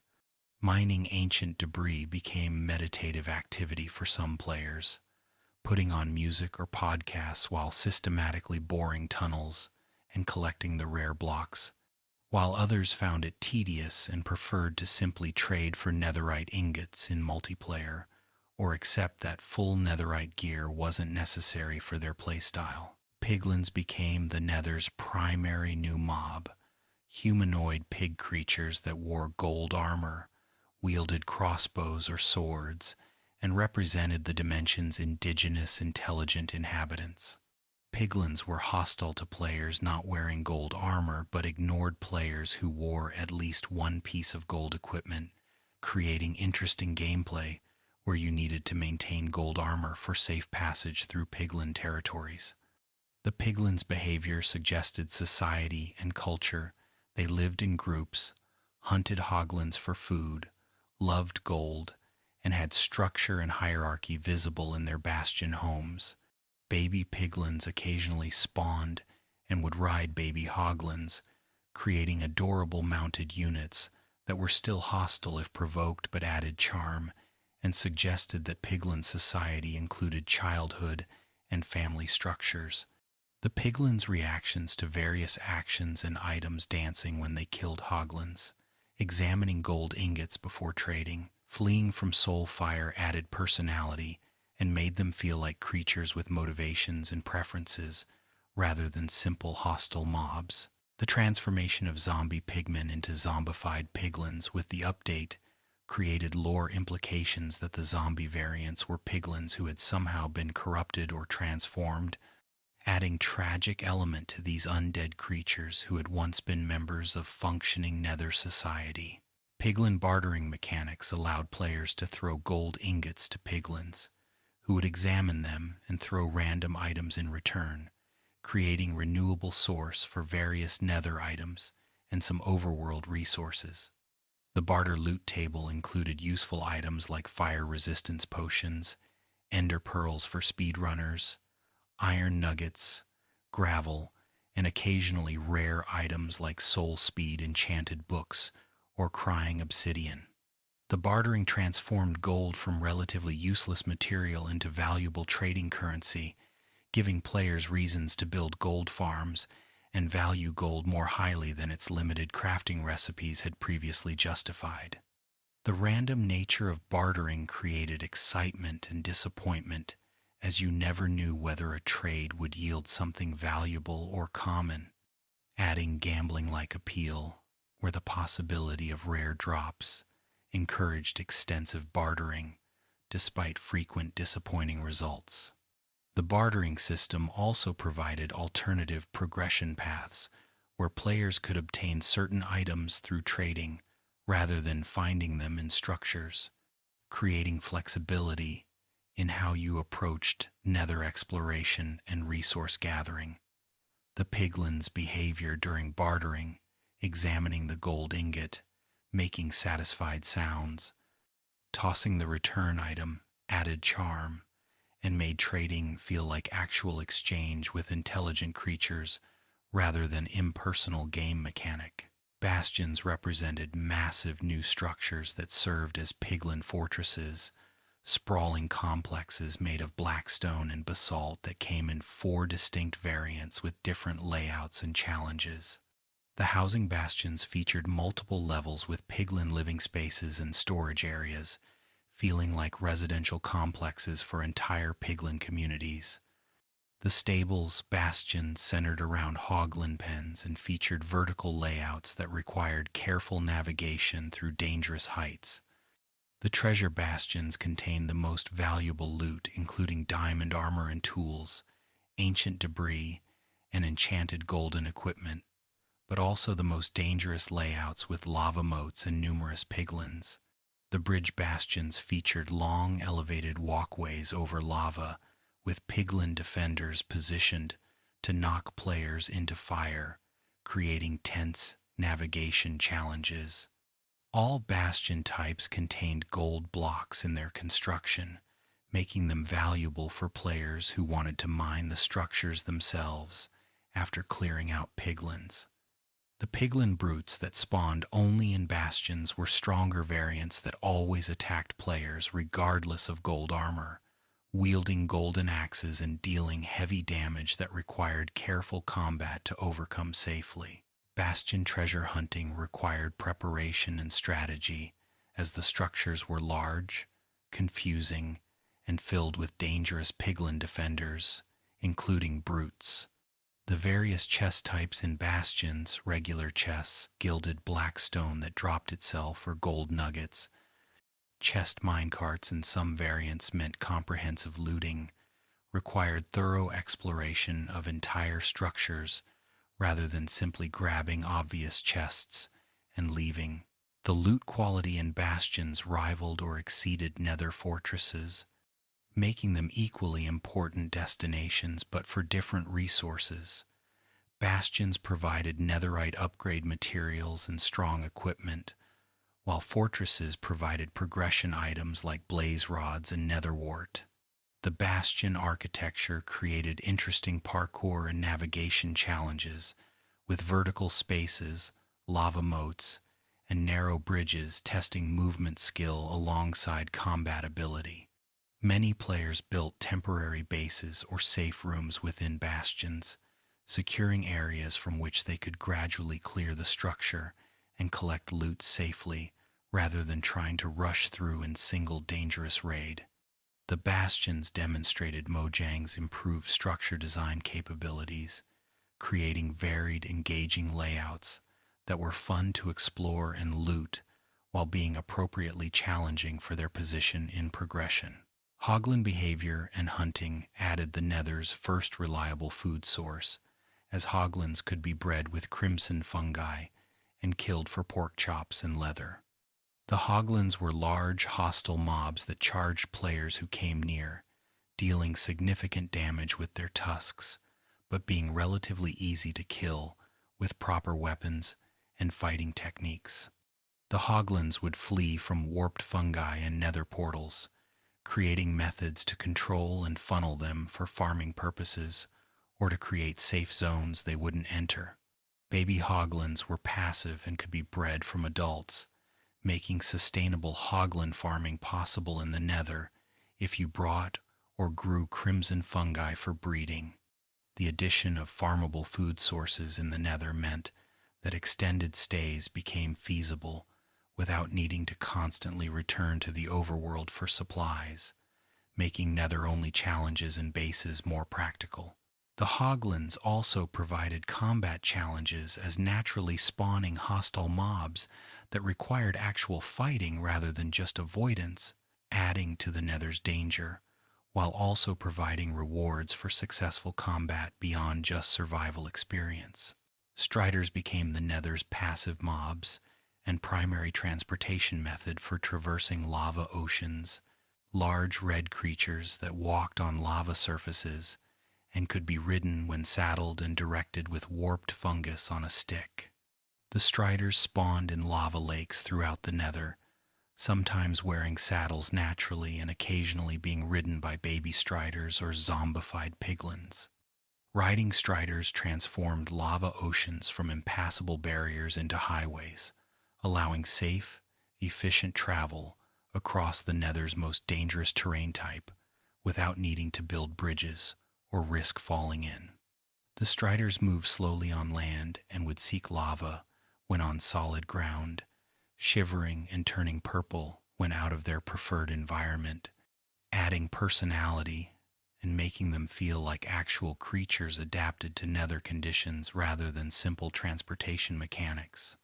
Baby striders could be bred from adults using warped fungi, making strider farming possible if you wanted dedicated mounts for lava travel rather than searching for wild striders each trip. The addition of striders demonstrated thoughtful design where new features addressed old problems. Lava ocean traversal had always been tedious and dangerous, and striders provided elegant solution that fit the Nether's aesthetic while adding charming new creatures. New Nether vegetation including fungi, roots, vines, and various plants added organic detail and life to dimension that had previously felt barren and dead. The crimson and warped fungi served as the Nether's equivalent to trees, growing from nylium blocks and providing wood types that couldn't catch fire naturally, making them superior to overworld wood for Nether construction. The various root and vine types added undergrowth detail in forests, creating layered environments with vegetation at multiple heights, rather than just ground and ceiling elements. The twisting vines and weeping vines provided climbable surfaces that made vertical movement easier, with bone meal allowing you to grow them to desired heights for construction and navigation purposes. The vegetation's purple and cyan color scheme in warped forests and red-maroon scheme in crimson forests created visual distinction that made biomes feel genuinely different rather than simple palette swaps. The fact that all new Nether vegetation was immune to fire removed one of the most frustrating aspects of building in the dimension, allowing creative construction without constant worry about random fire spread, destroying carefully placed decorative plants. Warped and crimson fungi propagation work differently from overworld trees, growing from nylium blocks when bone meal was applied, and requiring space overhead to fully develop into huge fungi. The fungi could be harvested for stems and caps that crafted into respective wood types, providing renewable resources once you obtained fungi and nylium. The growth mechanics meant you could farm fungi in the Nether or Overworld, creating farms that supplied wood without requiring extensive logging in forests. The distinctive appearances of crimson and warped wood blocks made them popular building materials, with the red and cyan color options providing choices that didn't exist in Overworld wood varieties. The fungi themselves served as breeding items for hoglins and striders respectively, giving them gameplay utility beyond just being decoration and wood sources. The addition of renewable wood in the Nether meant that full Nether-only survival challenges became possible, that you could theoretically never return to the Overworld after initial portal construction and still have access to all necessary resources for advanced gameplay. Nylium spreading mechanics allowed the distinctive ground cover from fungal forests to spread to adjacent netherrack when conditions were right, creating possibilities for terraforming and biome modification in ways not previously possible. The nylium could be harvested with silk touch and placed elsewhere, allowing players to bring crimson or warped aesthetics to any Nether location they chose. The spreading behavior meant that creating fungi farms or decorative areas could gradually expand their distinctive ground cover, making areas look more like natural fungal forests over time. The nylium's brighter colors compared to standard netherrack made areas more visually appealing while still maintaining Nether atmosphere, finding middle ground between the harsh uniformity of old Nether and desire for more varied colors and textures in the environment. The ability to grow fungi on Nilium created renewable ecosystem where maintaining Nilium patches allowed continuous fungi farming without needing to constantly search for natural forest biomes. Soul fire burned with distinctive blue flames that could be created by lighting fire on soul sand or soul soil, providing aesthetic alternative to normal orange fire with slightly different properties. Soul fire dealt damage more quickly than normal fire but couldn't spread to other blocks, making it safer for decorative purposes while potentially more dangerous for mob damage applications. The blue color created eerie, atmospheric lighting that worked perfectly for spooky builds or nether-themed construction in the overworld. Soul torches and soul lanterns could be crafted using soul sand or soul soil alongside normal torch or lantern recipes, providing permanent blue light sources that were popular for atmospheric lighting in builds that wanted something different from standard warm orange torch light. The soul campfires functioned similarly to regular campfires but with blue flames, providing cooking and light with distinctive aesthetic that matched soul fire theme. The various soul fire items demonstrated attention to aesthetic options, giving players choices in lighting and fire effects that served similar functional purposes but created very different visual atmospheres depending on which variants they chose to use. And so we reach the midpoint of our Nether journey, having witnessed the dimension's complete transformation from uniform hellscape into varied environment with distinct biomes, new creatures, and countless additions that made it as interesting to explore as the overworld itself. The Nether update succeeded in revitalizing a dimension that had remained largely unchanged for a decade, proving that even functional systems could be dramatically improved through thoughtful expansion that respected original identity while adding depth and variety. As you drift deeper into sleep, imagine walking through a warped forest with its cyan fungi towering overhead, the blue light filtering through caps above while Endermen teleport in the distance. The alien beauty of this transformed hell, creating wonder where once there was only fear. The new Nether waits for exploration, its biomes spreading infinitely in all directions, each one offering unique sights and challenges, each one demonstrating that hell itself can be beautiful when approached with curiosity and appreciation rather than just fear.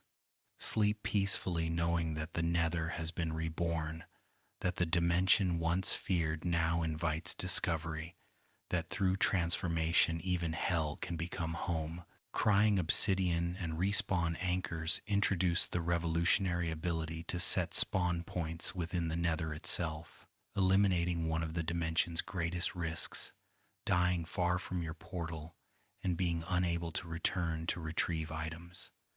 Crying obsidian blocks appeared in ruined portals and could be obtained through piglin bartering, their purple tears and particles giving them distinctive appearance compared to regular obsidian. 6 crying obsidian and 3 glowstone blocks crafted into a respawn anchor, a block that could be charged with up to 4 glowstone and would consume 1 charge each time you respawned, setting your spawn point to the anchor's location. The respawn anchors exploded if used in the overworld or end, mirroring how beds exploded in the Nether and end, creating symmetry in spawn point mechanics across dimensions.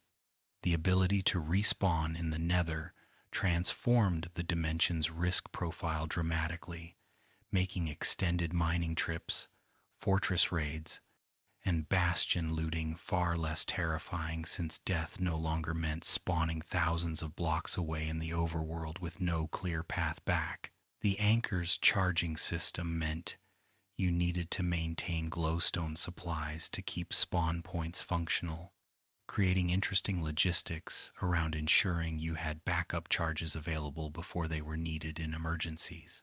New nether woods that didn't burn naturally made crimson and warped planks superior building materials for any nether construction, eliminating the fire risk that had made overworld wood dangerous to use in the dimension.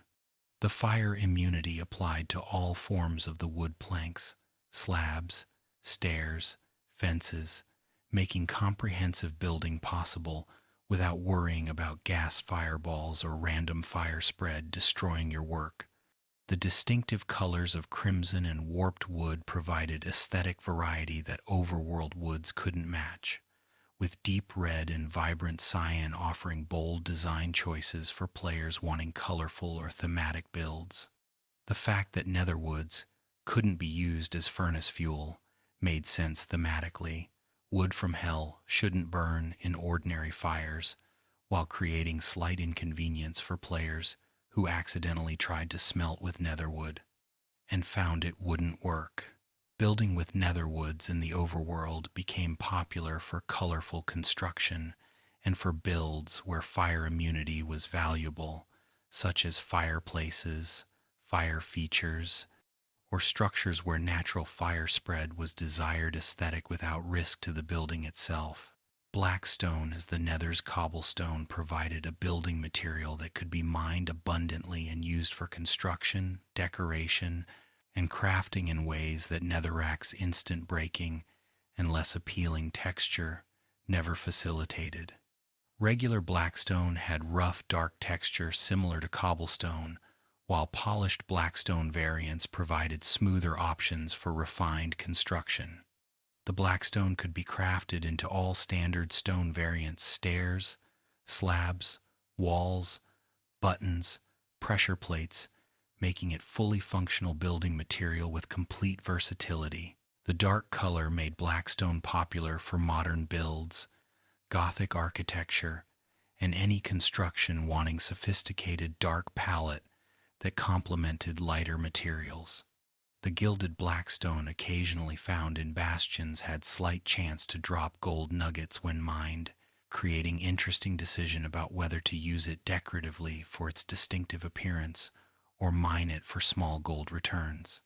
The Blackstone's abundance in basalt deltas meant players could gather massive quantities efficiently, making it practical material for large projects despite only being available in the Nether.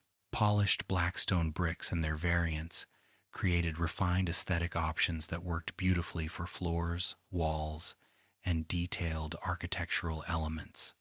The cracked variant provided weathered appearance for ruins or aged structures, while the chiseled variant featured distinctive pattern perfect for accent blocks and decorative details.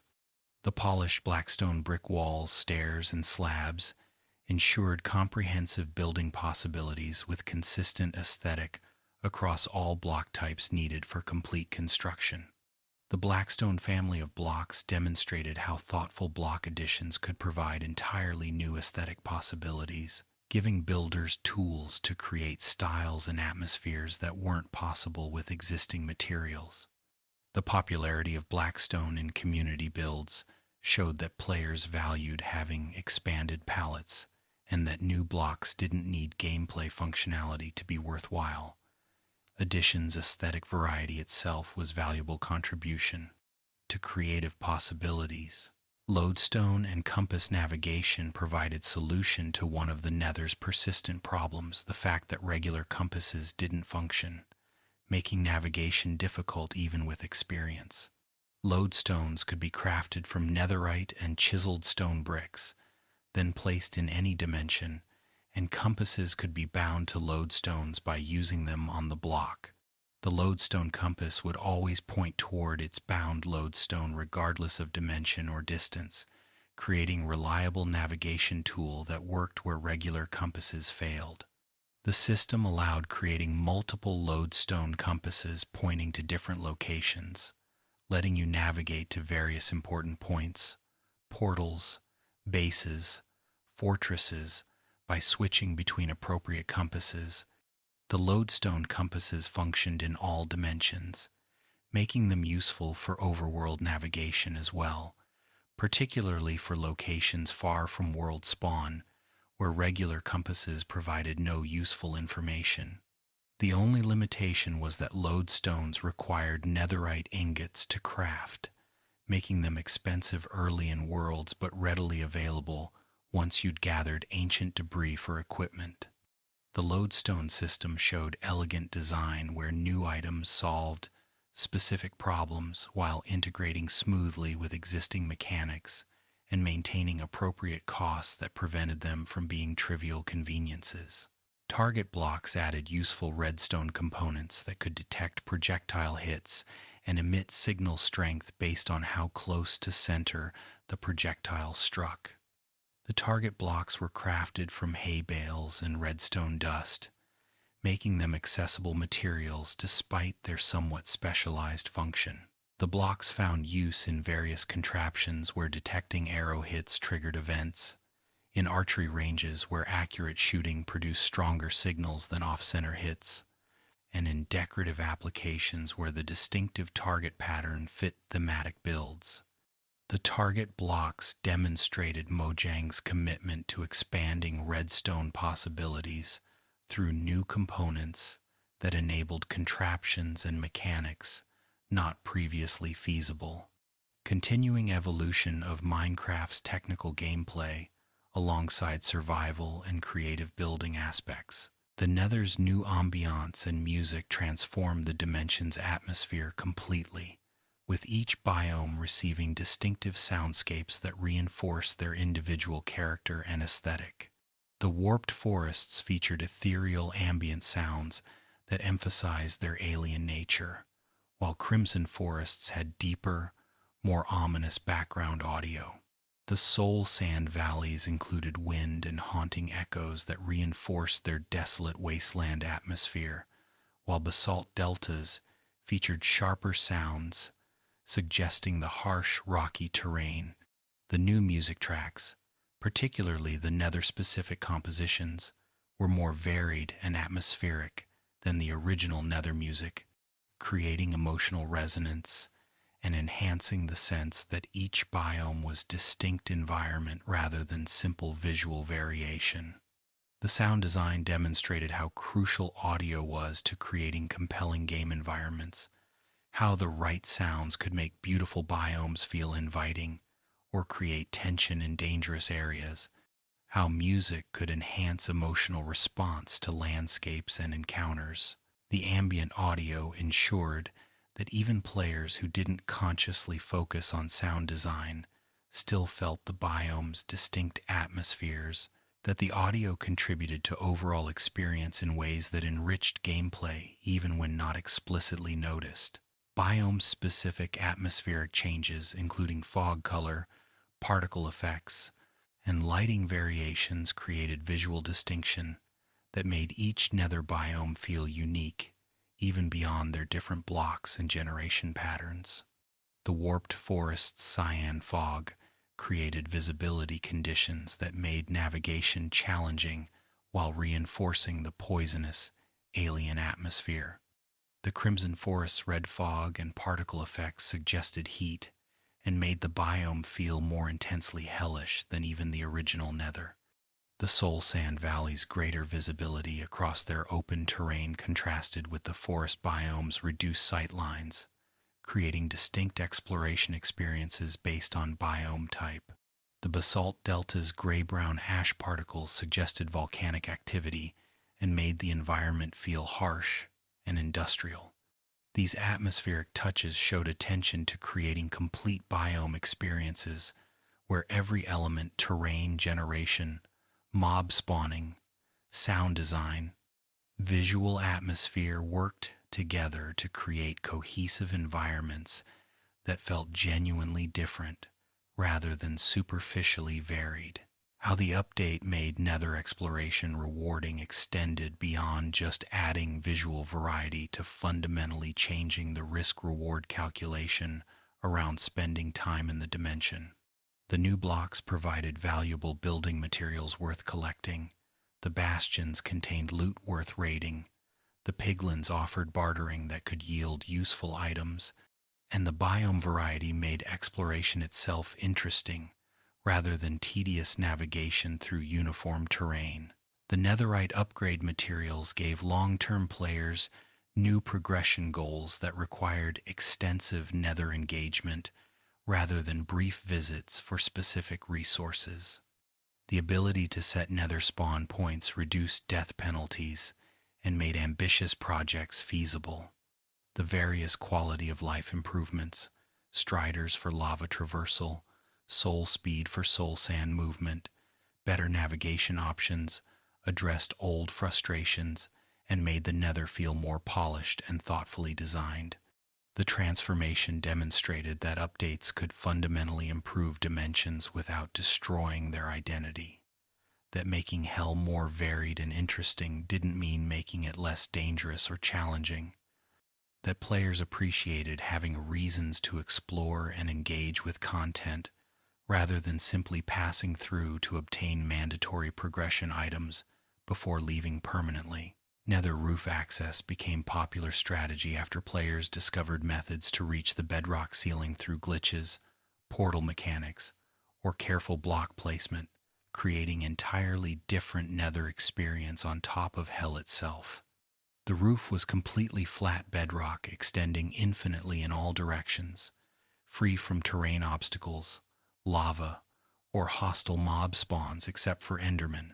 This flat surface made it ideal for fast transportation, with iceboat highways achieving incredible speeds across the featureless terrain without the navigation challenges of boring tunnels through normal Nether terrain. Building on the roof provided performance benefits, as the game didn't need to render or process normal Nether terrain, while the flat surface simplified construction and made creating farms and other contraptions easier than in the chaotic terrain below. The roof access created philosophical debates about whether using it was exploiting unintended mechanics or simply clever use of available systems, with players drawing different lines about what constituted legitimate gameplay versus cheese strategies. The roof's existence demonstrated that even established dimensions contained spaces that could be repurposed by creative players, that Minecraft systems created possibilities beyond developers' original intentions, that emergence and player creativity could transform any space into valuable territory. Building on the Nether roof required different considerations than normal Nether construction, as the bedrock surface couldn't be modified and all structures had to be built upward from the flat foundation. The complete safety from hostile mobs except Endermen made the roof ideal for peaceful building and farming, while the flat terrain simplified logistics and planning. The roof became a popular location for gold farms, as zombie piglins could spawn on the bedrock and be efficiently funneled into killing chambers without terrain complications. The completely predictable environment meant that contraptions built on the roof performed reliably, without terrain, interference, or unexpected lava flows disrupting mechanisms. Some servers banned roof access to maintain intended Nether experience, while others embraced it as legitimate strategy and even incorporated roof networks into community infrastructure. The roof demonstrated how Minecraft's emergent possibilities created gameplay variations that served different playstyles, that some players valued efficiency and optimization enough to use any available space, while others preferred authentic experiences that stayed within intended boundaries. Gold farms and zombie piglin mechanics made gold farming surprisingly efficient and valuable given piglin's bartering system and the gold requirements for various Nether activities. The zombie piglins that replaced zombie pigmen spawned in light conditions where other mobs appeared and could be efficiently farmed using standard mob farm designs. The farms produced gold nuggets, swords, and armor that could be smelted into nuggets, creating steady gold income that supported extensive piglin bartering. The gold armor from farms could be used to maintain wearing sets in the Nether without investing fresh gold, while excess gold could be crafted into ingots for bartering or other uses. The farm's efficiency made gold transformation from scarce precious resource into abundant farmable material, changing gold's perceived value and making players more willing to use it for bartering, powered rails, and golden carrots. The existence of efficient gold farms created interesting progression where late-game players could obtain resources through bartering that early-game players needed to find naturally, demonstrating how farm construction opened alternative resource pathways. The removal of zombie pigmen as part of the Nether update involved renaming them to zombified piglins and slightly adjusting their appearance to match the new piglin aesthetic while maintaining their core behavior.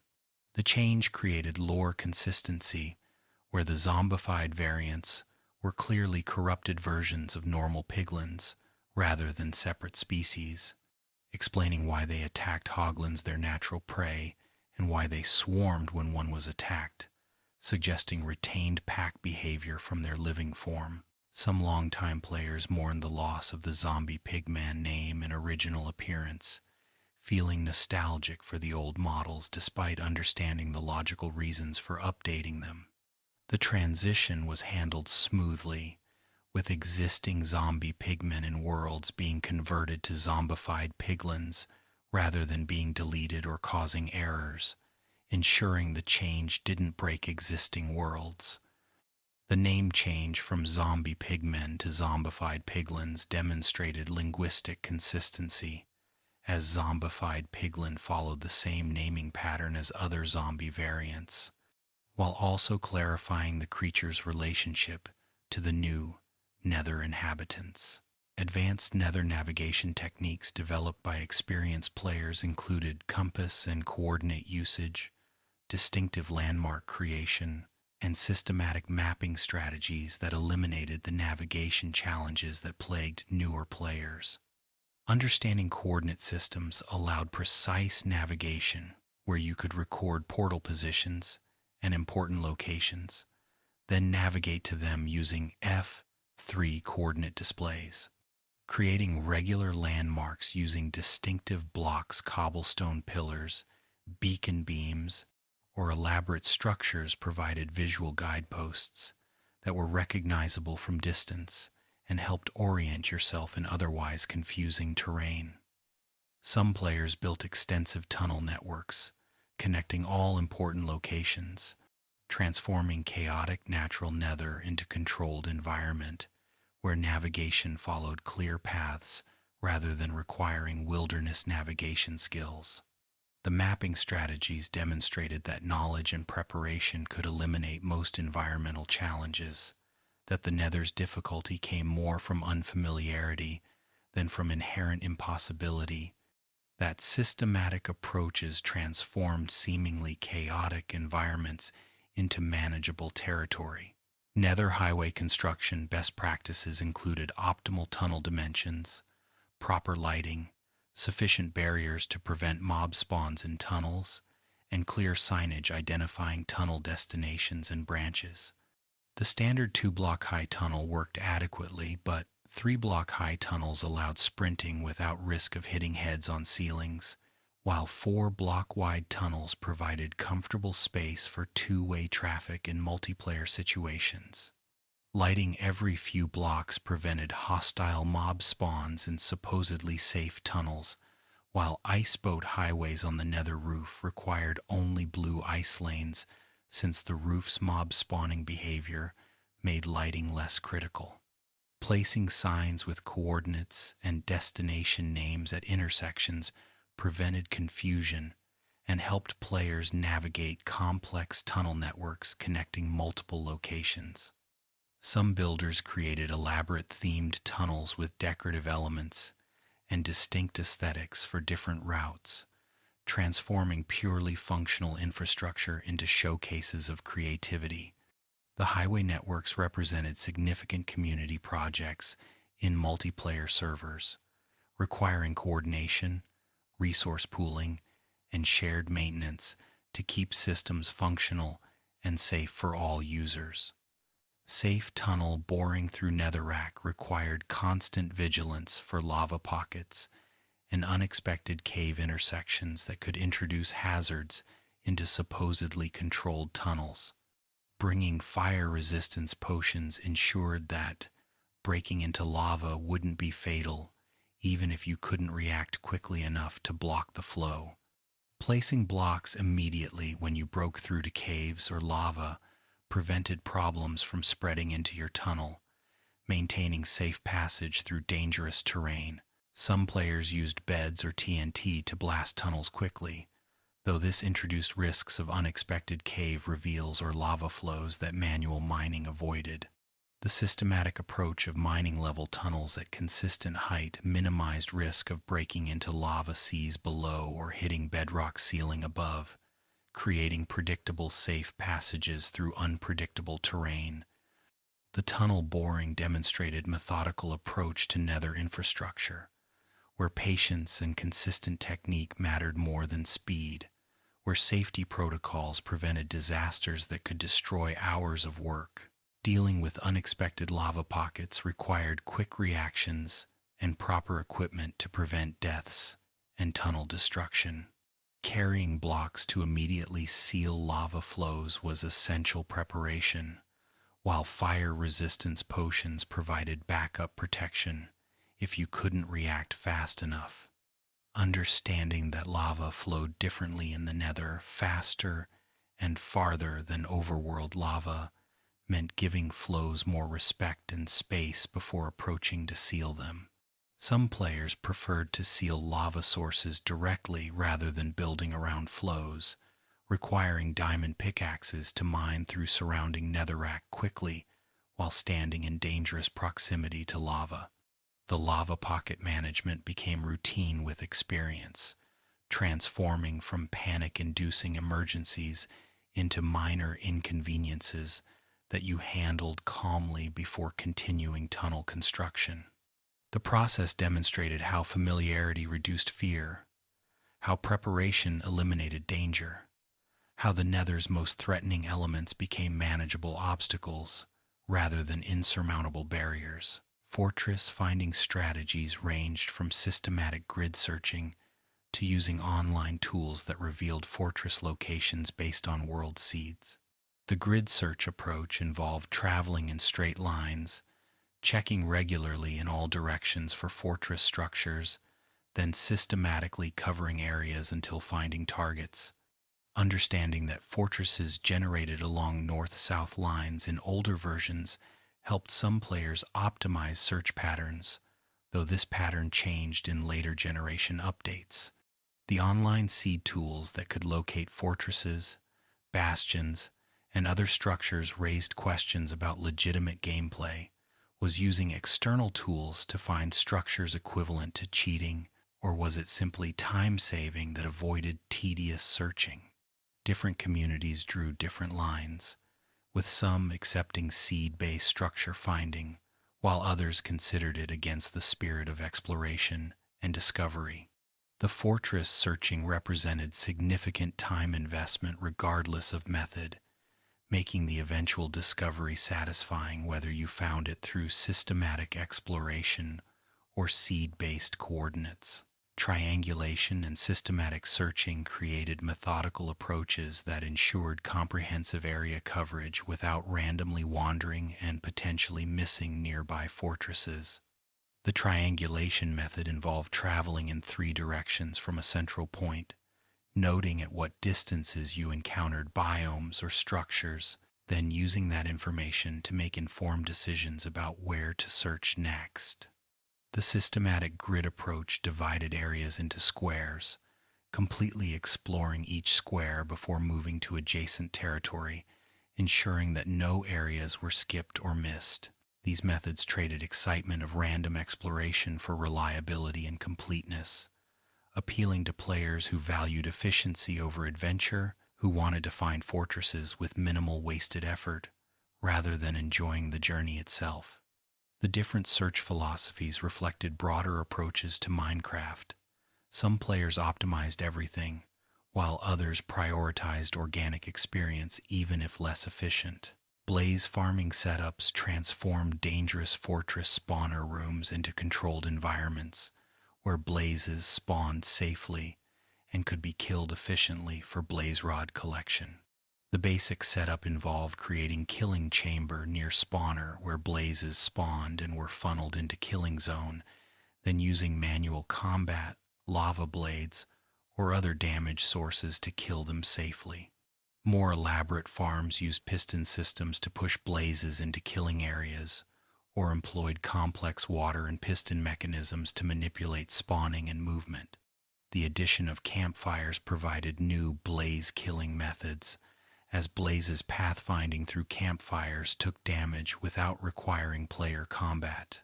The farm's outputs, steady blaze rod supplies, supported extensive potion brewing and eliminated need to repeatedly fight blazes in dangerous fortress areas. The farm construction demonstrated technical Minecraft aspects, where understanding mob mechanics, spawning rules, and contraption design transformed hostile spawner rooms into productive infrastructure. Wither skeleton skull farming required patience and efficient killing setups, given the skull's low drop rate and the dangerous nature of fighting multiple wither skeletons simultaneously. The looting enchantment increased skull drop rates significantly, making looting 3 swords essential equipment for serious skull farming. Some players built farms that automatically killed wither skeletons, collecting heads without requiring active combat, though these farms were technically complex and required substantial resources. The skull farming locations in fortresses needed careful mob proofing to prevent other mobs from interfering with wither skeleton spawning and fighting. Many players simply accepted that skull collection required extensive grinding, spending hours in fortresses, methodically killing wither skeletons until obtaining 3 skulls needed for wither summoning.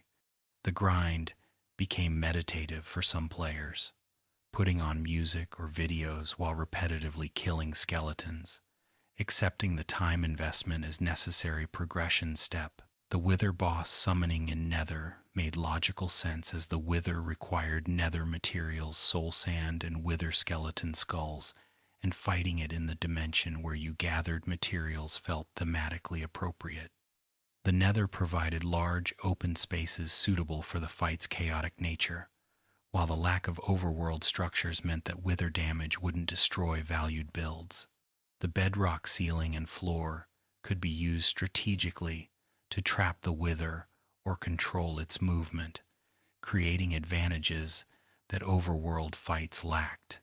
Some players built specialized wither fighting arenas in the Nether, creating controlled environments that made the boss fight safer and more manageable than simply summoning in random locations. The Nether wither fights became standard strategy in many communities, demonstrating how the dimension had transformed from place to escape quickly into viable location for major activities, including boss battles. Why fighting Wither in Nether made sense extended beyond just convenient boss arena to encompass lore and thematic appropriateness. Fighting a boss made from Nether materials in the Nether itself felt right, narratively, even if mechanically. Other options worked. The Wither's explosive attacks mattered less in the Nether, where terrain destruction was less concerning than in carefully built overworld areas. The dimension's hostile mobs could interfere with fights but also provided distraction for the Wither, potentially reducing its focus on the player. The post-fight Nether Star collection was safer in the Nether, where lava and void were less immediately threatening than in overworld locations with varied terrain and hazards. The Nether fight strategy demonstrated how players appropriated spaces for purposes beyond their originally intended functions, how every dimension became multi-purpose environment, supporting various activities once players gained sufficient mastery and confidence. Nether mob-proofing strategies included comprehensive lighting, barrier construction, and understanding spawn conditions to create safe zones within the hostile dimension. The bottom slabs, glass, and other non-spawnable surfaces prevented mob spawning on floors, while maintaining aesthetic flexibility for different build styles. The lighting requirements varied by mob type, with some spawning only in complete darkness while others spawned in any light level, requiring understanding of specific spawning rules for comprehensive protection. Building walls and ceilings created fully enclosed, safe spaces, though large glass windows allowed visibility while maintaining protection from projectiles and preventing mob entry. The mushroom farm technique, where mycelium prevented mob spawning, didn't work in the Nether, requiring alternative approaches to create spawn-free zones. The mob proofing demonstrated that safety in the Nether was created rather than found, that the dimension remained dangerous until players actively secured areas through careful lighting and construction. Safe room construction became essential skill for extended Nether projects, providing bases of operation from which you could explore, mine, or build, while having secure retreat options when injured, low on supplies, or overwhelmed by mobs. The minimal safe room required only small, enclosed space with door or other barrier, preventing mob entry, storage for supplies, and crafting table for emergency tool repair or item creation. More elaborate safe rooms included beds, though they exploded if used, respawn anchors for spawn setting, enchanting tables, brewing stands, and complete workshop facilities, supporting extended stays without returning to Overworld. The strategic placement of safe rooms at regular intervals along travel routes or near important locations like fortresses or mining areas made them available when needed, without requiring long, dangerous travel to reach safety. The safe rooms transformed Nether experience by providing moments of genuine safety within hostile environment, creating rhythm where you alternated between cautious, dangerous activity and secure rest periods in protected spaces. Item transportation through portals required understanding what could and couldn't be transferred between dimensions and developing efficient methods for moving large quantities of materials. Most items pass through portals normally in player inventory, while minecarts with chests could be pushed through portals transporting their contents. The item transportation became important for large-scale projects requiring extensive Nether materials brought to Overworld, or vice versa. Some players built ice highways or rail systems optimizing bulk transportation efficiency, while others accepted that multiple trips would be necessary for major building projects, requiring thousands of blocks. The transportation logistics created interesting gameplay where planning and infrastructure investment reduced tedious material movement, where the effort invested in efficient systems paid off through time saved on subsequent projects. Portal linking and coordination required mathematical precision to ensure portals connected to intended locations rather than creating new unintended portals that complicated transportation networks. The 8-to-1 coordinate conversion meant dividing Overworld coordinates by 8 to find corresponding Nether positions, then building portals at those precise locations to establish links. The linking sometimes failed due to nearby portals interfering, or slight coordinate miscalculations causing new portal generation rather than connection to existing portals. Understanding the search radius within which portals would link helped players ensure their portals connected properly by eliminating competing portals within linking range. The portal network management in large worlds or multiplayer servers became complex technical challenges requiring documentation, coordinate tracking, and occasional debugging when portals unexpectedly linked to wrong destinations. Overworld portal placement mathematics involved calculating exact Nether coordinates corresponding to desired Overworld locations, then building portals at those positions to create links that functioned predictably. The mathematical precision required multiplying or dividing coordinates by 8, depending on which direction you were linking, rounding to appropriate values, and accounting for the vertical coordinate that also affected portal linking. Some players created spreadsheets or used online calculators to manage complex portal networks, with many portals linking specific locations. The mathematical gameplay appealed to technically minded players who enjoyed optimization and precision, while others found it frustrating and preferred simpler portal usage without perfect linking control. The system demonstrated how Minecraft's mechanics could create depth through emergent complexity, where simple rules, coordinates, and 8-to-1 ratio generated sophisticated behavior, requiring understanding and planning to utilize effectively. Nether portal networks in well-established worlds or multiplayer servers could include dozens or hundreds of portals connecting various locations, creating infrastructure that transformed both dimensions into interconnected spaces rather than separate realms. The networks represented community achievements in multiplayer, shared infrastructure that anyone could use and that everyone benefited from maintaining and expanding. The visual aspects of large portal hubs, elaborate constructions with multiple portals, clear labeling systems, decorative elements made them architectural showcases alongside their functional purposes.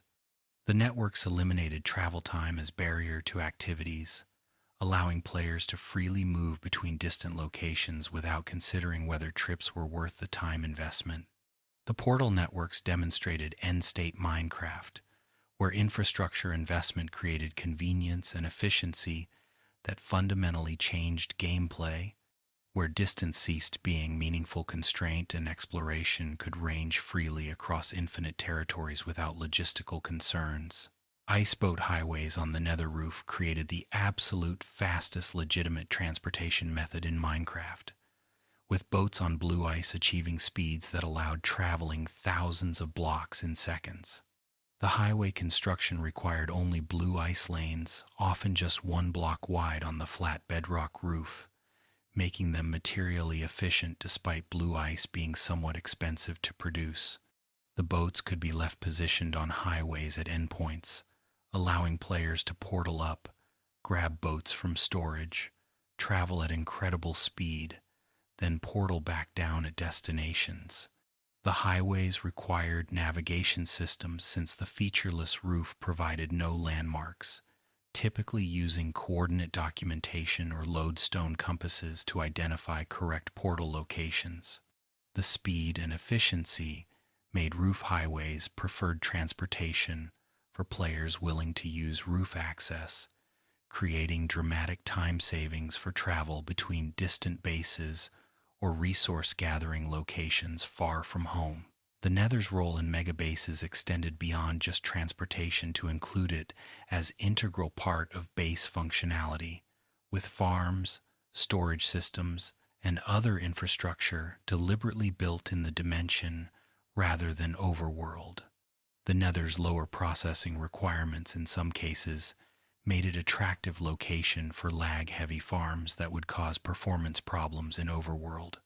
The aesthetic possibilities of Nether blocks encouraged building impressive structures in the dimension rather than only in Overworld, creating bases that span dimensions rather than existing solely in one realm. The renewable resources available in Nether fungi wood, wither skeleton skulls, gold from zombie piglins, made self-sufficient Nether bases feasible without requiring constant returns to Overworld for supplies. The Mega Base integration demonstrated how late-game Minecraft treated dimensions as equally viable spaces, rather than Overworld being real world and other dimensions being temporary visiting locations. Decorating with Nether blocks in the Overworld brought hellish aesthetic to Overworld builds, creating dramatic contrasts and allowing architectural styles impossible with only Overworld materials. The crimson and warped wood colors had no Overworld equivalents, making them valuable for colorful builds wanting specific red or cyan tones.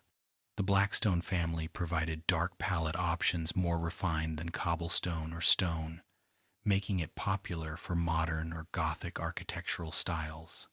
The basalt columns and blocks offered gray options distinct from stone or concrete, adding texture variety to neutral-toned builds. The deliberate use of nether materials in Overworld created interesting juxtaposition where hellish materials were domesticated and incorporated into peaceful construction, suggesting mastery over nether through repurposing its resources for overworld beauty. Basalt pillar aesthetics became popular architectural element for modern industrial builds, with the naturally generating columnar basalt creating distinctive vertical elements that looked intentionally designed. The pillars could be harvested from basalt deltas and used in overworld construction, bringing nether-generated natural features into overworld builds. The various basalt forms, regular, polished, smooth, provided texture options that worked together to create depth and visual interest in monochromatic gray builds. The basalt's color and texture made it compatible with concrete, stone, and blackstone, creating expanded gray palette that supported sophisticated modern architecture. The basalt pillar usage demonstrated how Minecraft's natural generation could produce architectural elements, how landscape features could be transplanted into construction contexts and maintain aesthetic appeal. Using nether woods for building provided fire-immune construction material for fireplace builds, fire features, and any construction where open flame was desired aesthetic without destroying surrounding blocks. The crimson wood's deep red color created warm, dramatic atmosphere for cozy or hell-themed builds, while warped wood cyan offered alien or magical aesthetic. The woods worked as accent colors in primarily overworld wood builds, adding pops of distinctive color that drew attention and created visual focal points. The nether wood's inability to be used as fuel was minor inconvenience vastly outweighed by their fire immunity and unique colors, making them valuable additions to builders' material palette. Crimson and warped color palettes represented opposite ends of warm-cool spectrum within nether's materials, offering cohesive but contrasting aesthetics that worked for different build themes and moods. The crimson palette with reds and browns created hellish, warm, intense atmosphere appropriate for demonic, cozy, or dramatic builds. The warped palette with cyans and purples created alien, cool, mysterious atmosphere perfect for magical, poisonous, or otherworldly themes. The palette's completeness, each biome provided full range of blocks, slabs, stairs, fences, signs, allowed entire builds using single palette, creating cohesive aesthetics without mixing materials from different sources. Nether farming outposts established in the dimension provided dedicated locations for resource collection without cluttering main bases with single-purpose farms. The outposts for blaze farming, wither skeleton skull collection, gold acquisition, or fungi farming could be purpose-built around specific spawners or biomes, without aesthetic concerns about integrating utilitarian farms into decorative bases. The outpost strategy distributed resource generation across dimension rather than concentrating everything in single location, reducing lag from multiple complex farms operating simultaneously in one area. The outposts required portal connections back to main bases for transporting collected resources, creating extended infrastructure networks linking specialized facilities across the nether. Ghast tear collection methods ranged from careful bow combat to purpose-built farms that manipulated ghast spawning and movement to create efficient tear-gathering systems. The tears were required for regeneration potions and end crystal crafting, making them valuable resources despite ghast's danger and the difficulty of ensuring tears didn't fall into lava. The collection strategy often involved building platforms over lava lakes, where ghasts spawned, creating solid ground where killed ghasts would drop tiers safely rather than losing them to fire. Some advanced players built automated ghast farms using complex spawning conditions and mob manipulation techniques, though these farms were technically challenging and required significant resources. The tier collection represented ongoing activity for players who used regeneration potions extensively, creating reason to periodically hunt ghasts, despite their annoying attacks and tendency to spawn at inconvenient moments. The Nether's soundtrack emotional impact came from compositions that enhance the dimension's atmosphere without overwhelming the experience, creating emotional texture that made exploration feel appropriately epic and mysterious. The various music tracks that played randomly while exploring captured different aspects of Nether's character. Some were ominous and threatening, others were melancholy and lonely, still others were grand and epic. The music's sparse implementation meant tracks played rarely enough that each appearance felt special rather than repetitive, enhancing moments of exploration or contemplation rather than becoming background noise. The emotional resonance of Nether music made the dimension feel more meaningful and significant, transforming it from simple hostile environment into place with atmosphere and mood, from mechanical game space into emotionally engaging realm that invited not just exploitation but appreciation. Pigstep music disc rarity made it one of Minecraft's most sought-after items, found only in Bastion remnant chests, with low probability and representing significant achievement for players who obtained it. The Pigstep music track was distinctive, upbeat, and almost funky compared to other more atmospheric Minecraft music, creating jarring but interesting contrast when played.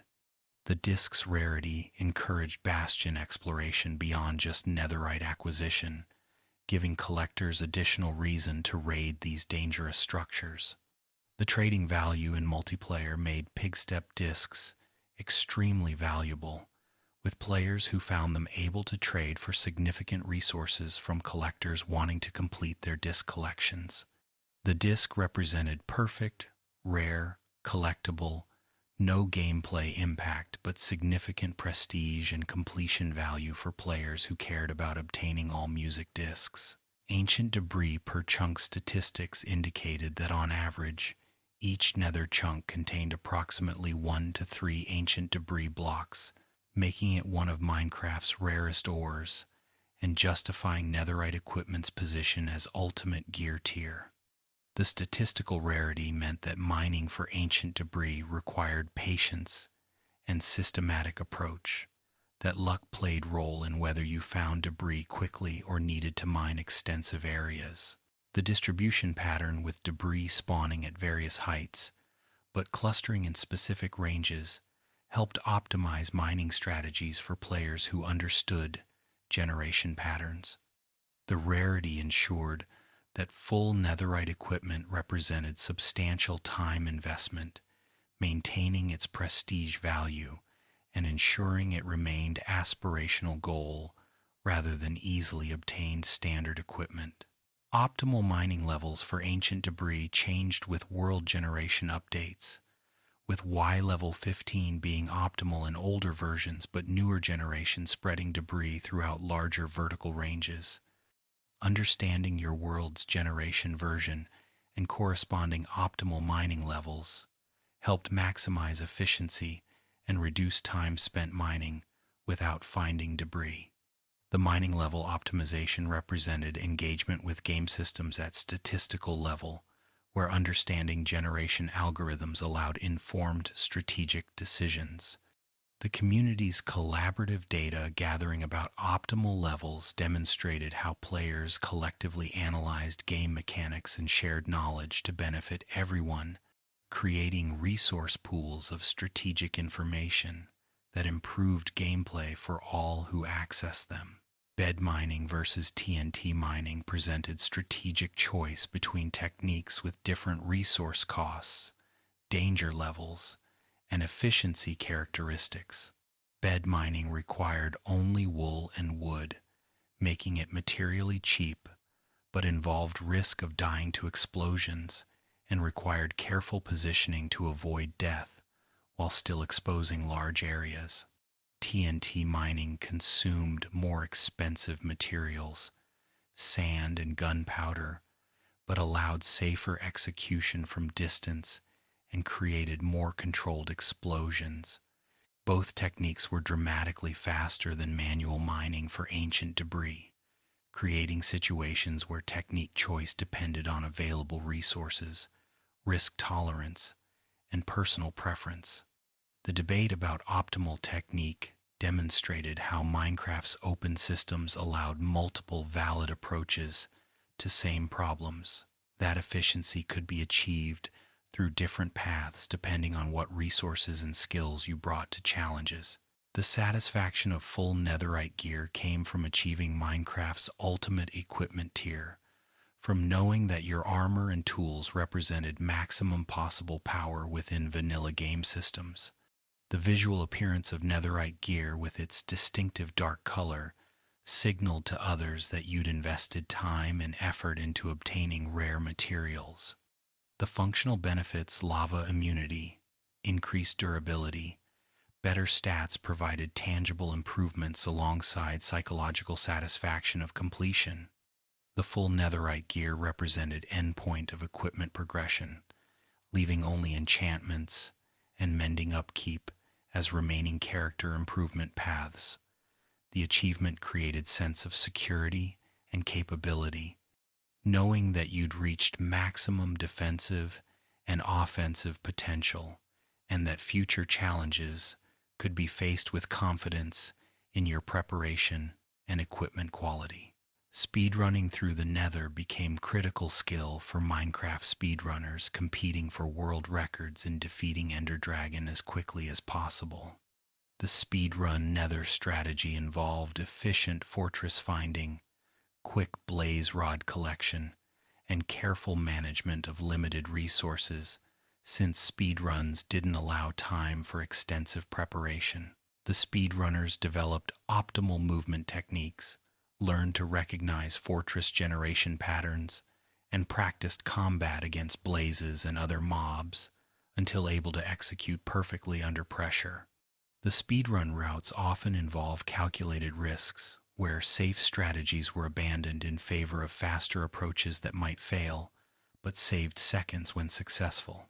The frame-perfect portal entries, precise piglin bartering for ender pearls, and optimized fortress navigation demonstrated that even chaotic-seeming speedruns followed carefully planned strategies developed through hundreds of practice runs. The Nether segment typically determined speedrun success or failure, as bad fortress spawns, poor barter trades, or unlucky blaze spawns could end promising runs, while good fortune in these areas enabled record-breaking times. Bastion routing in speedruns involved quickly identifying bastion type upon entry and executing memorized looting paths that maximized valuable chest access while minimizing time spent navigating and fighting piglins. The speedrunners memorized chest locations for each bastion variant, knowing which chests were most likely to contain useful items and which could be safely ignored. The piglin brute fights couldn't be avoided entirely, but speedrunners learned optimal combat patterns that killed brutes quickly, with minimal damage taken and minimal time lost.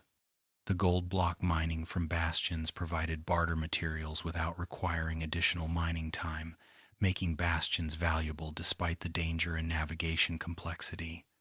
The bastion routing demonstrated deep game knowledge, where structure generation patterns became so familiar that speedrunners could navigate them efficiently, even under intense time pressure, treating each bastion type as solved puzzle with optimal solution paths that simply needed execution. Blind travel and calculated risks in speedrunning involved deliberately moving through unmapped terrain at high speed, accepting that some runs would die to unforeseen hazards, but that surviving runs would gain time advantages that justified the risk. The blind travel across nether terrain meant potentially running off cliffs, into lava, or into mob groups, but speedrunners calculated that these risks were acceptable, given time pressure and the fact that failed runs could be quickly reset and restarted. The calculated risks extended to combat decisions where speedrunners might ignore mobs that safe players would kill, trusting movement speed and evasion to avoid damage rather than spending time fighting. The risk calculation demonstrated sophisticated probability assessment, where speedrunners intuitively understood that aggressive, risky strategies produced better average times, even if they also produced more failed runs, that conservative, safe play guaranteed mediocre results, while calculated aggression enabled exceptional performance when luck cooperated. The Nether in hardcore mode, where death meant permanent world deletion, transformed the dimension's risk profile dramatically, making every trip genuinely terrifying and requiring maximum preparation and caution. The hardcore nether trips meant bringing backup armor, multiple weapons, extensive food supplies, fire resistance potions, and emergency ender pearls for escaping dangerous situations. The navigation became more careful, with frequent coordinate checking and marker placement, ensuring you could always find your way back to portals. The combat avoided whenever possible, with players choosing to flee from fights that survival mode players would casually engage. The permanent death stakes meant that even experienced players felt tension during hardcore nether trips, that the dimension never became routine or casual no matter how much experience you had.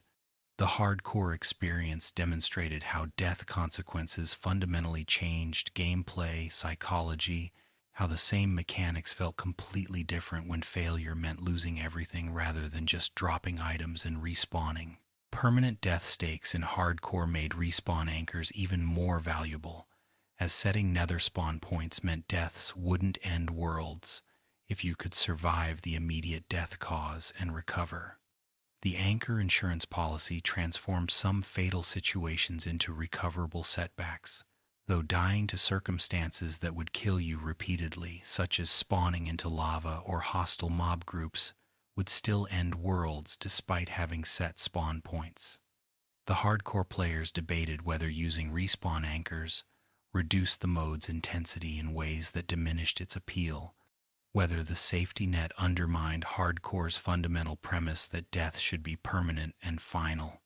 The debate reflected broader philosophical questions about difficulty and fairness, about whether hardcore should be pure survival, where any death ended worlds, or whether reasonable safety measures like respawn anchors were acceptable mitigations of random, unfortunate deaths that didn't reflect actual skill or pros. Preparation failures. Community nether projects in multiplayer servers included massive transformations of the dimension through terraforming, elaborate spawn hub construction, comprehensive tunnel networks connecting all player bases, and artistic builds that showcased collective creativity. The community projects required coordination and cooperation, with players contributing resources, labor, and ideas towards shared goals that benefited everyone. The nether spawn areas often became elaborate showcases where players built impressive structures visible to everyone who entered the dimension, creating competitive, divided by collaborative environment where builders tried to outdo each other while still contributing to cohesive overall aesthetic. The tunnel networks represented particularly significant community projects, with players boring highways to their bases and maintaining shared lighting and safety standards that made the network usable for everyone. The community projects demonstrated how multiplayer Minecraft fostered cooperation and shared investment in spaces that everyone used, creating social bonds through collective building and maintenance of infrastructure that served the entire community. Massive nether transformations. where players completely terraformed sections of the dimension, replacing natural generation with intentional designs, demonstrated extreme dedication and commitment to reshaping hell itself according to human vision. The transformations might involve draining lava seas and replacing them with other materials, clearing massive areas of natural blocks and rebuilding with chosen aesthetics, or creating enormous structures that dominated regions and became visible landmarks from vast distances. The resource requirements for major transformations were astronomical, requiring millions of blocks and thousands of hours of work, making completed transformations genuine achievements representing dedication that few players could match. The transformations demonstrated that no environment in Minecraft was permanent or unchangeable, that sufficient effort could reshape anything, that player will and vision could overcome any natural generation and create entirely new landscapes from raw materials. Terraforming hell itself represented ultimate expression of mastery over the Nether, transforming from place that terrified you into canvas for your creative vision. The terraforming demonstrated character arc that many players experience, from first fearful portal crossing through gradual familiarization to eventual confidence, and finally to such complete comfort that you felt empowered to reshape the dimension entirely.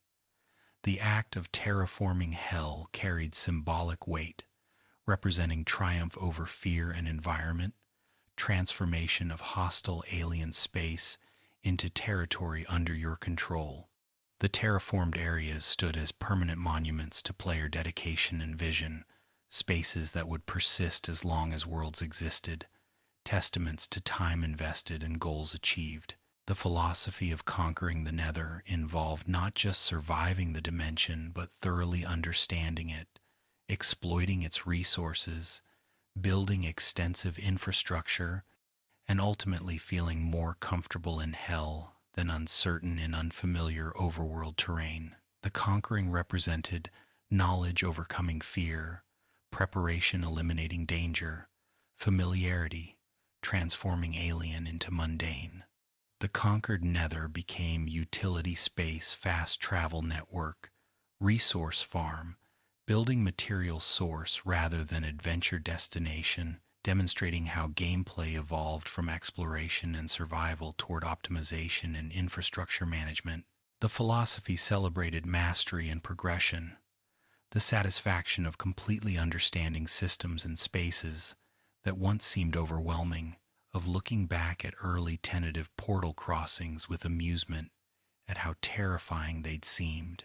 Why the Nether represents Minecraft's ambition comes from its role as proof that Minecraft could support multiple dimensions with distinct identities, that the game could create genuinely different spaces with their own rules, aesthetics, and gameplay. The Nether demonstrated that Minecraft wasn't just sandbox building game or simple survival experience, but rather platform capable of supporting varied environments and experiences within single cohesive whole. The dimension's evolution from simple hostile zone to complex environment with biomes, structures, and meaningful progression demonstrated Mojang's commitment to expanding and improving even long-established features. The Nether showed that Minecraft's scope was limitless, that dimensions could be added, existing ones expanded, and that the game's potential was bounded only by development teams' imagination and resources, rather than by technical or creative constraints. How the Nether expanded Minecraft's possibilities extended beyond just adding another dimension to fundamentally changing what the game could be and do.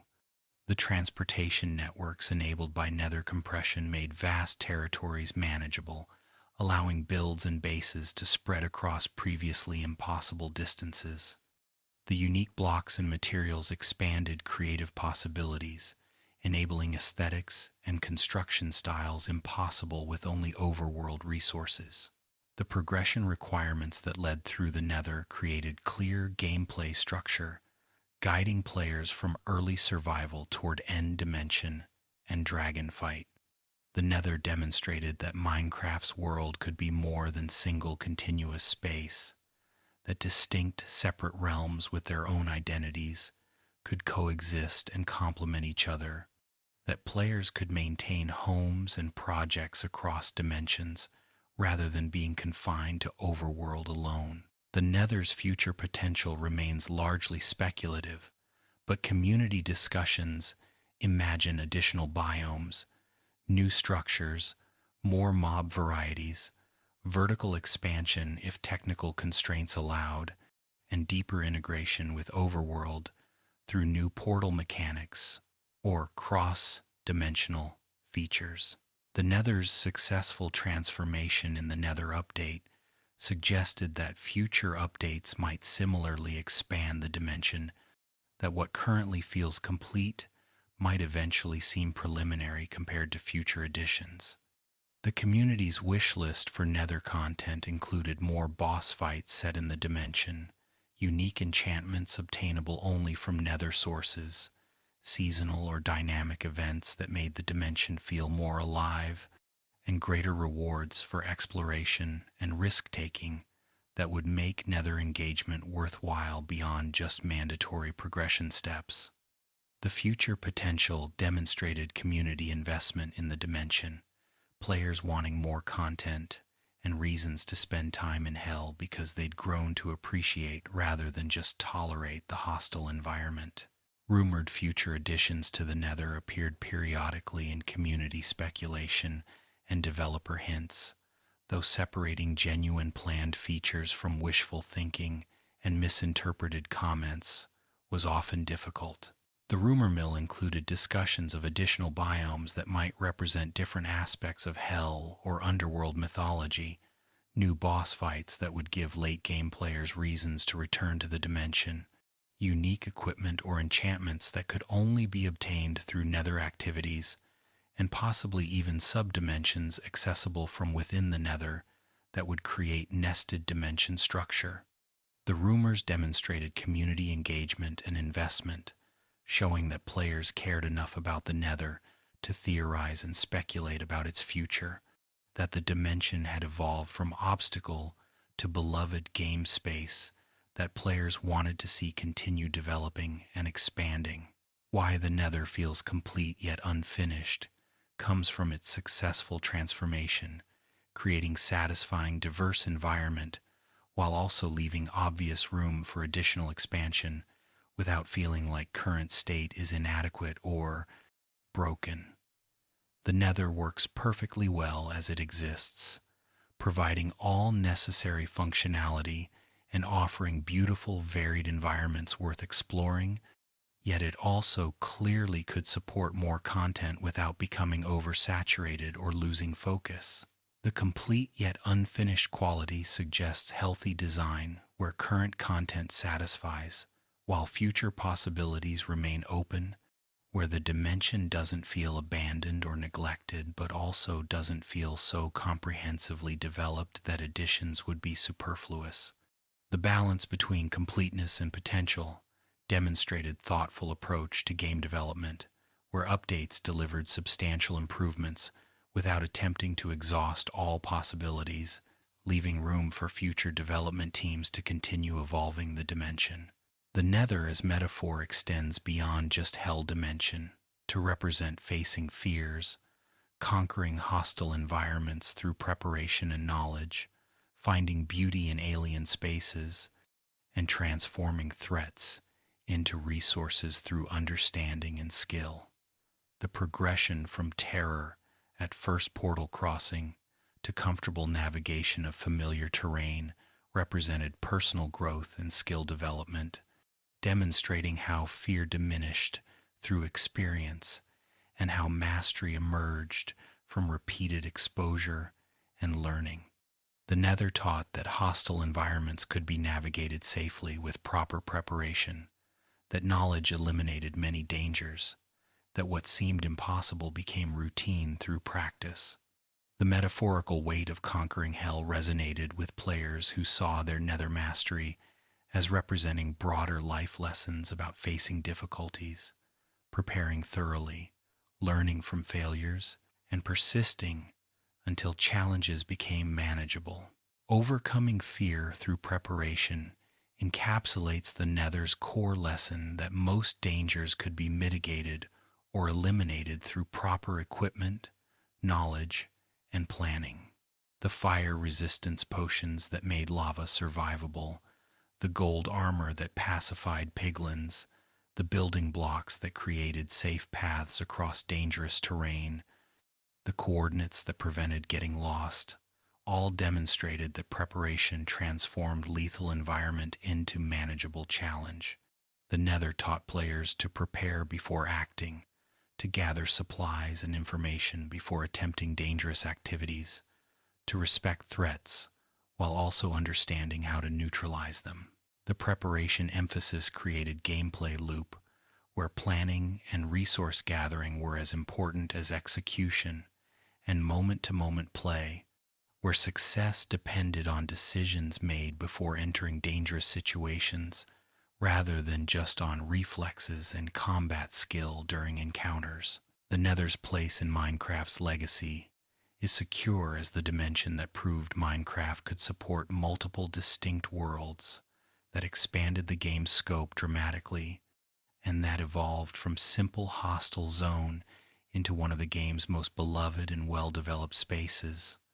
The Nether demonstrated that Minecraft could reinvent itself even after a decade of existence, that old content could be dramatically improved through thoughtful updates that respected original identity while adding depth and variety.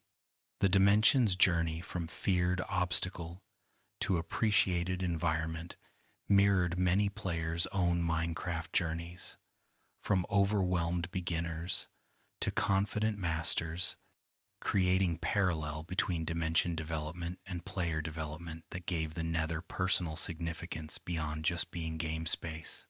The legacy includes inspiring countless builds, enabling transportation networks that transformed how players engaged with their worlds, providing unique resources that enabled aesthetics impossible with only overworld materials, and generally proving that hell could be not just survived but conquered and even domesticated through sufficient dedication and effort. And so we close our complete journey through the Nether, having crossed from the overworld through purple portals into dimensions of fire and stone, having witnessed transformation from uniform hellscape into varied environment with beauty alongside danger, having learned that mastery comes through knowledge and preparation rather than just courage or skill. We have seen that the Nether represents Minecraft at its most ambitious, creating genuinely alien environment that challenged and expanded what players thought possible, that evolved from simple addition into complex dimension, worthy of extensive exploration and engagement. As you drift into deepest sleep, imagine yourself standing in a warped forest, cyan fungi towering overhead, Endermen teleporting through the surreal landscape, feeling not fear but appreciation for the strange beauty that hell contains when approached with open mind and sufficient preparation. The Nether waits eternally beyond its purple portals, ready to challenge and reward in equal measure, ready to remind us that even hell can become home when we invest time in understanding its patterns, respecting its dangers, and finding the beauty that exists even in fire and stone and spaces that were never meant for human habitation. Sleep peacefully, knowing that you have conquered hell not through violence but through knowledge, not through fear but through familiarity, not through avoidance but through engagement and eventual appreciation. The Nether has taught its lessons well, that hostile becomes familiar, that alien becomes understood, that fear transforms into mastery, and that with sufficient dedication and preparation, there is no space in Minecraft's infinite worlds that cannot become territory you navigate with confidence and even affection. Good night, and may your dreams carry you safely through dimensions of fire and warped growth, of crimson fungi and soul sand valleys, of bastions conquered and ancient debris gathered, of portals linking home to hell and making both feel like spaces where you belong.